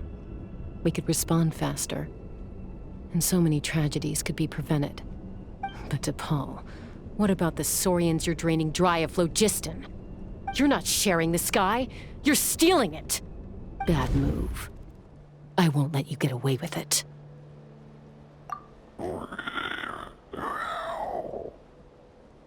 I'm fine. Let's keep moving. I don't think we'll find anything else here.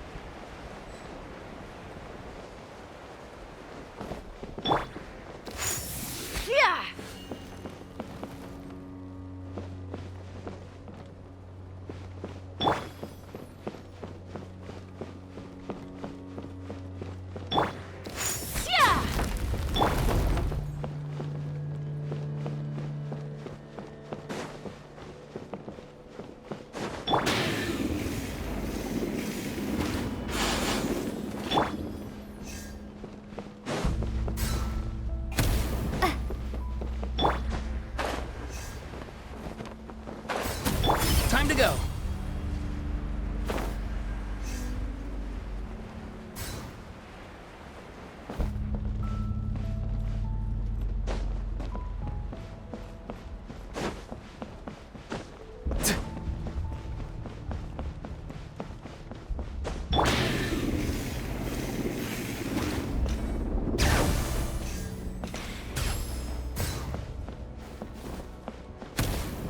Let's burn this bruise.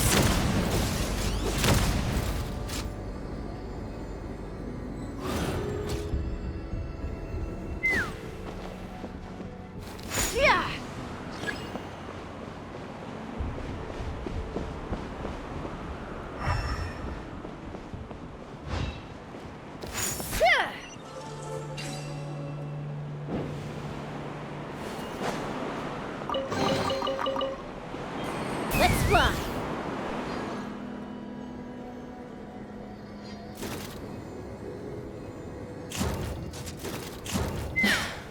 I can't believe he captured so many Kukasaurs. But right now, we have to focus on solving this problem at the source.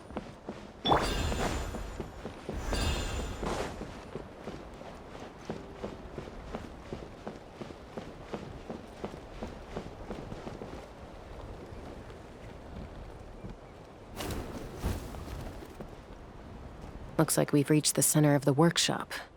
And still no sign of Koya's baby.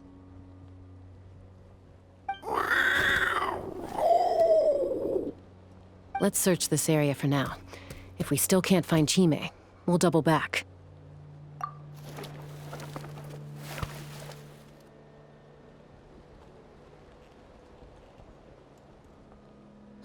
Chaska, Traveler, come quick! What is it? Did you find Chime? Not yet, but look! It's another one of T'Pol's notebooks! All right.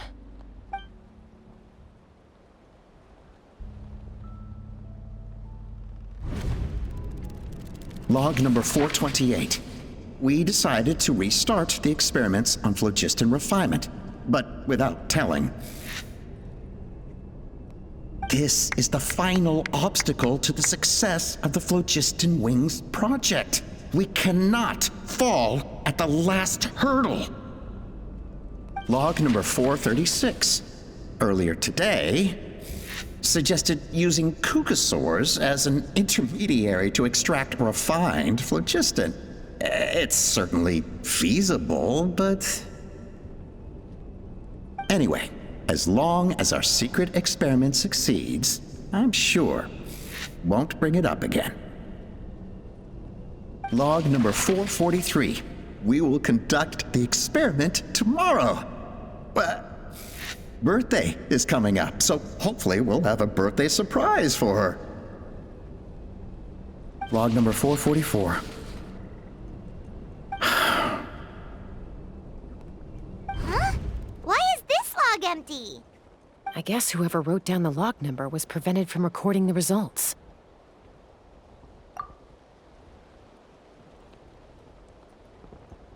Log number 0. We lost many comrades in the accident. Among them are friends, lovers, and children. But we cannot stop now. We will keep their legacy alive and carry their dreams forward. As of today, we are scrapping the artificial refinement method. Instead, we will focus all our efforts on phlogiston extraction from live cucosaurs. They are arrogant beasts whose existence in the wild serves no one but themselves. Their true worth lies in their sacrifice for the sake of human progress. To facilitate our operations, we will gradually move the airborne workshop closer to the Flower Feather clan, even as we continue to expand it. All this we do to create a world where the skies are for all of humanity to share. All this we do to make T'Pol's dream a reality. Given the way this is written, not to mention the fact that the numbering has started over from 0, it kinda sounds like this is someone new. Does that mean that T'Pol's already... There's also a letter tucked in the end of the notebook. It's from Puma.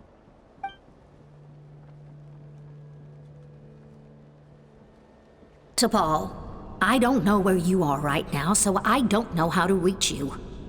My best bet is to send this letter to the Flower Feather clan. Your father is gravely ill. Oh, I know we've had our differences in the past, but he is still your father. Won't you come and visit him? Please. I know you never liked him and cared even less for me. All you ever yearned for is the sky. And your birth mother. But we'll still be waiting here for you if you do come back. This may be the last chance you'll get to see your father. So Puma's not T'Pol's real mom? Huh. Well, she did say he never called her mom, but I might assume she was just venting. We know that T'Pol's father passed away quite recently, and this letter looks recent. By contrast, the writing in this notebook is old and faded. It looks like the real reason T'Pol didn't attend his father's funeral is because he'd long since passed away himself. If we ask ourselves why this letter was sent to the Flower Feather clan, why T'Pol always yearned for the sky, and how he got his hands on a relic from the Cinder City, it all points to one answer. That's right. T'Pol was my child. He was born during my days as a wingless wanderer. His birth gave me new hope.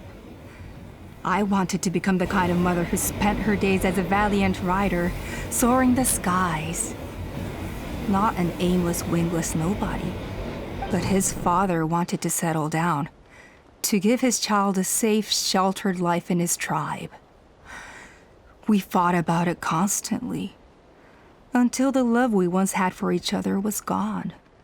He started a new family, with another traveler who was also looking to return home. And I went back to the Flower Feather clan, alone. Alpa? I had no idea that despite being raised among the children of echoes, my child still harbored dreams of the skies. Can you imagine, Chaska? The joy and surprise I felt when he showed up at my door, asking to join the flying trials. Or how proud I was when he said he wanted to prove his own worth, rather than relying on my position as elder. And then the anguish that overcame me when he was rejected by the Kukasaurs and became wingless, just as I had after my injury. You've got a lot of nerve showing your face here. Don't take this the wrong way, Chaska. I'm not here for a fight. I just want to talk. Isn't that your preferred way to resolve things? I trust you've learned of Tepal's wish on your way here. A world where the skies are for all of humanity to share. If only his dream can be realized, no one will ever have to lose their wings again. Our aerial prowess will be greater than ever before.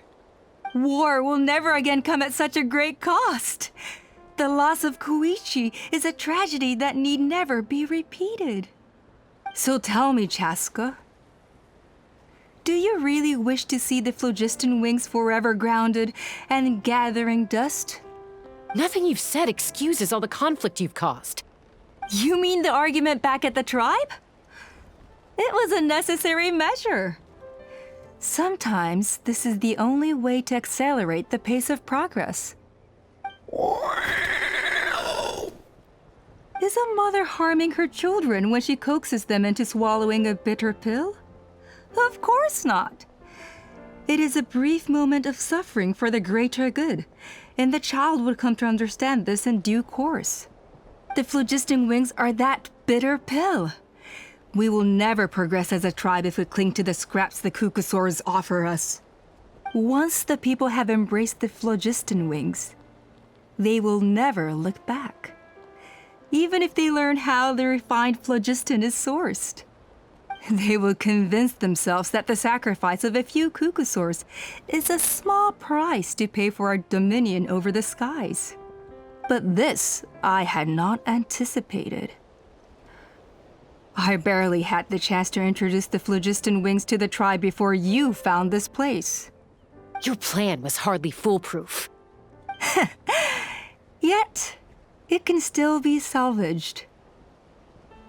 Chaska, traveler, you are the hope of humanity. I'm sure you have your doubts about my methods, but know that my love for humanity and for Natlan is genuine. You know me, Chaska. And you know that I've always treated everyone in the Flower Feather clan as my own children, as fellow humans. Surely you can understand my perspective. Alpa, Natlan doesn't belong to humans alone. And truthfully, neither do I.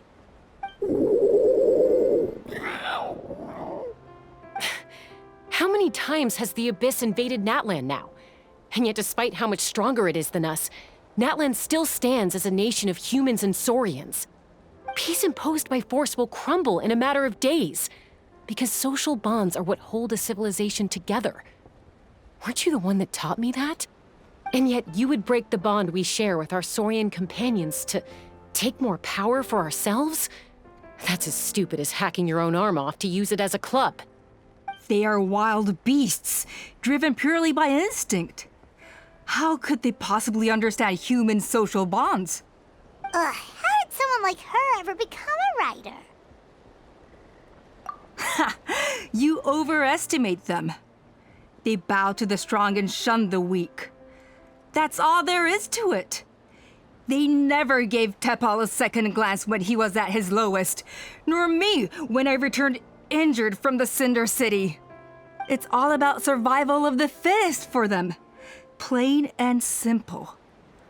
They obeyed me once I proved myself stronger than them, but the moment it serves them better, they'll abandon me in a heartbeat. You're wrong, Alpa. They only reject the wingless because they don't want to fly anyone to their death. Chaska, I will promise you this. Only the unruliest wild cuckosaurs will be used for phlogiston extraction. The ones who have nothing else to offer to humanity. Well, that's too bad, because I know a few unruly wild cuckosaurs who don't think that idea is gonna fly. Namely my mom, my sister, and me. And the others? To us, they're friends, family, even children. So if you want to put any of them in one of your cages, you're gonna have to go through us.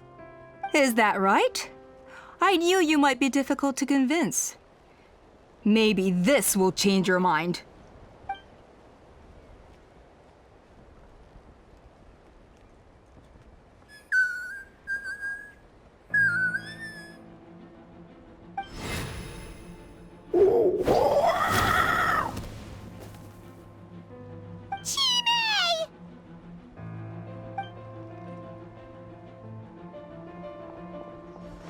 Alpa!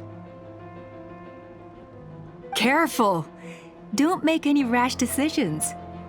Unless you want to see her suffer. Oh no, that's one of the extraction cages! I told my subordinates to take control of the tribe while I was away. Luckily for them, our strongest warrior and our most powerful ally aren't there to stop it. Take control? What are you planning to do with Mutota and his supporters? Merely accelerate their inevitable downfall. They cannot stand in the way of progress forever. It is not the move I wish to make, but I'm afraid you and your friends force my hand. And since you insist on imposing me too, I have no choice but to keep you here until the dust has settled. So that's what you meant by I just want to talk. You never intended to negotiate. You just wanted to stall us. No, Chaska. I genuinely hoped I could win you over. You are the strongest warriors we have. Put down your weapons, and I promise you that no harm will come to this young Saurian. I just need you to stay here for the next couple of weeks or so, while my people consolidate their power. Then, I will give her back to you, and you'll be free to leave. As long as the majority supports our vision, even the Pyro Archon cannot meddle in our internal affairs. Your vision is deranged, and the Flower Feather Clan will never support it. You sure about that? Then wait here and see. Time will tell. What do we do? Even if the whole tribe fights back, Mutota's in grave danger! Stop delaying the inevitable! Drop your weapons and get into the cages, now! She's still holding Chime hostage. Is there really no other way?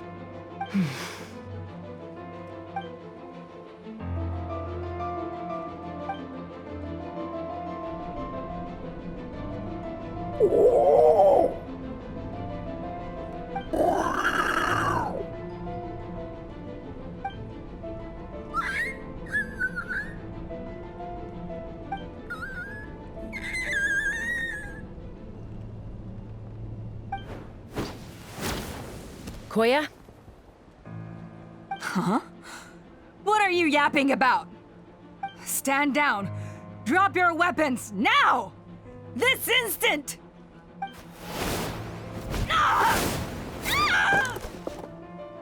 No! The relic!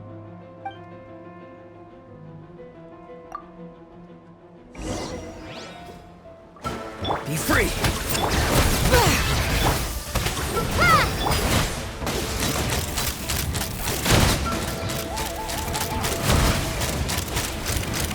Give up, Alpa. We're negotiating my way out, and this ain't your strong suit. Hey, something's up with this relic! Let's...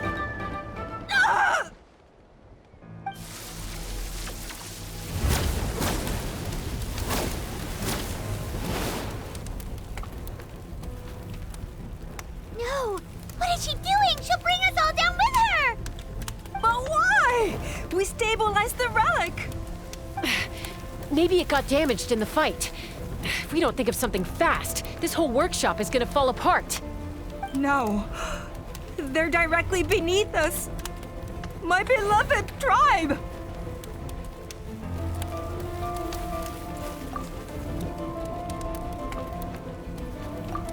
Okay,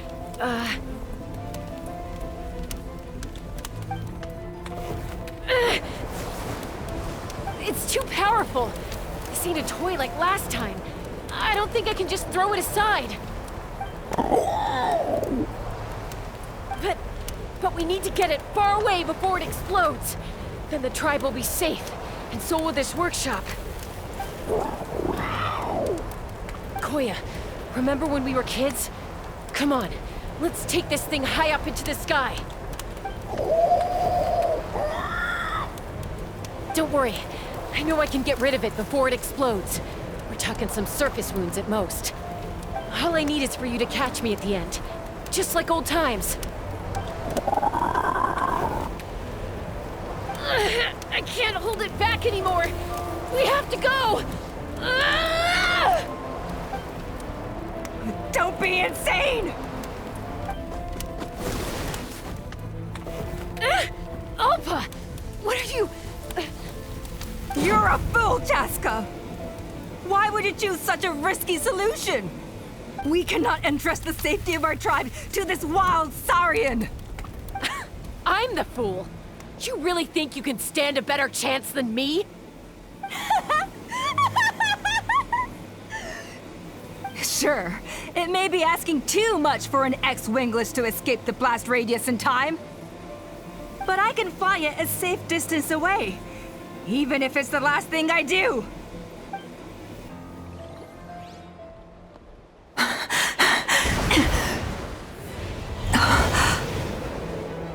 Here, this should be high enough to save the clan. What? You don't get to die a hero today.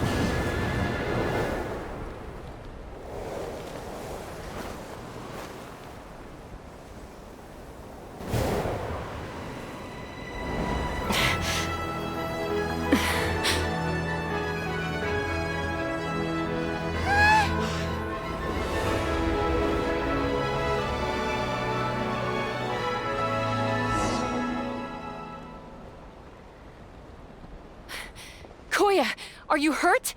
Let me take a look at you. What do you mean, I'm fine? Didn't I tell you to catch me on your back? Why did you try to shield me from the blast? Accident? Yeah, right. Seriously, you're as stubborn as ever. Chaska, Koya! How are things looking here?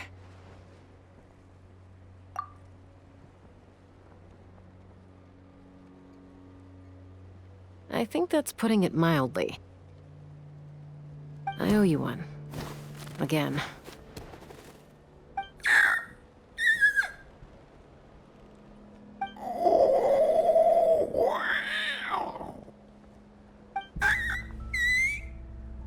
Oh, but be honest. Do you still think Kukasaurs can't form bonds? Mom, I'll figure out the refinement problem. I'll find a way. You don't need to worry about it. I just need some more time. That's all I ask. Please just trust me. Just this once.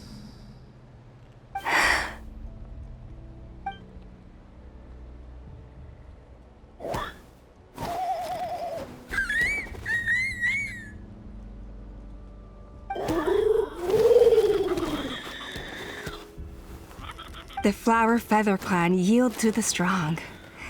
And it's up to the winners to define what strength means.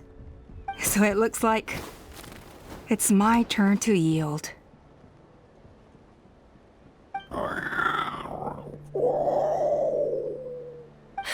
Koya! Koya!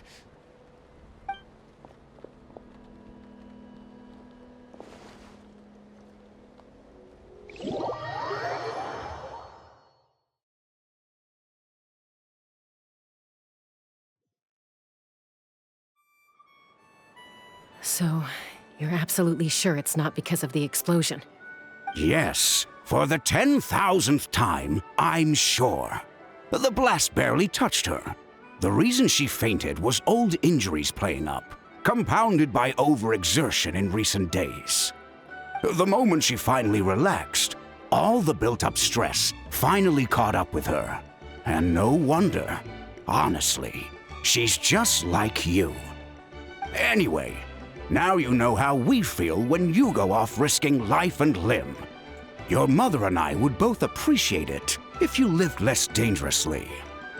You know she wrote to me from the Masters of the Night Wind, just to scold me for not doing enough to keep an eye on you. If she wasn't so busy with work, you can bet she'd come back here and chew us both out in person.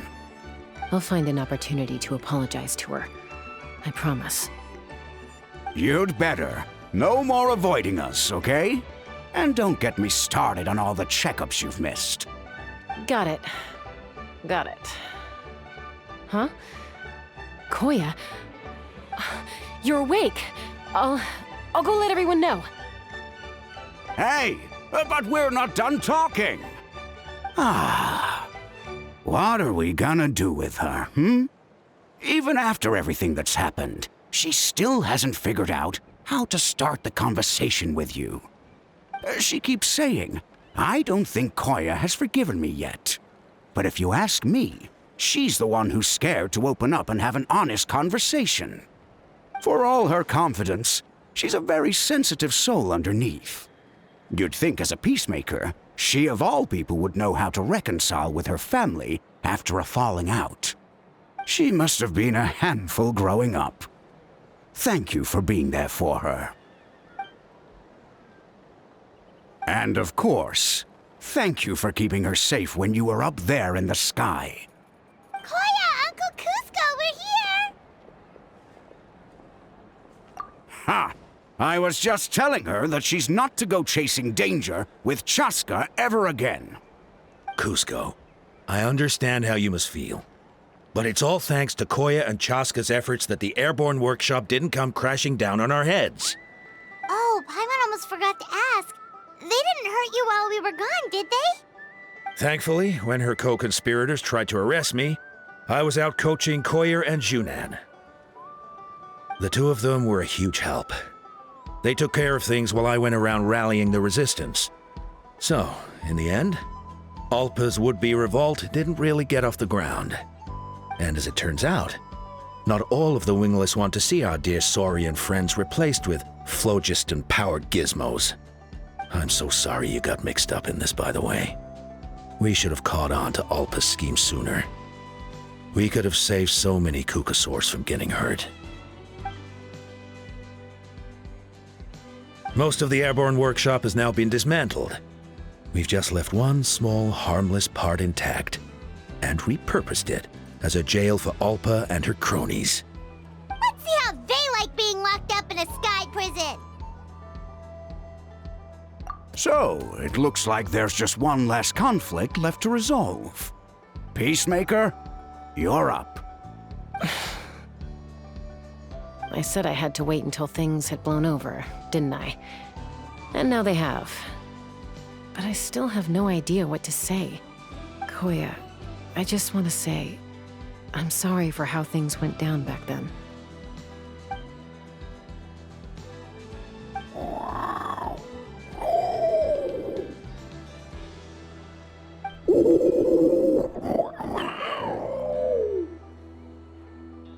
Huh? Does this mean you're not mad at me anymore?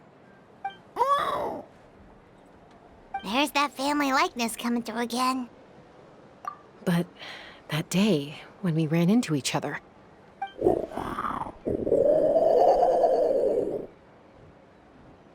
Huh? So then, when did you finally make your peace with it?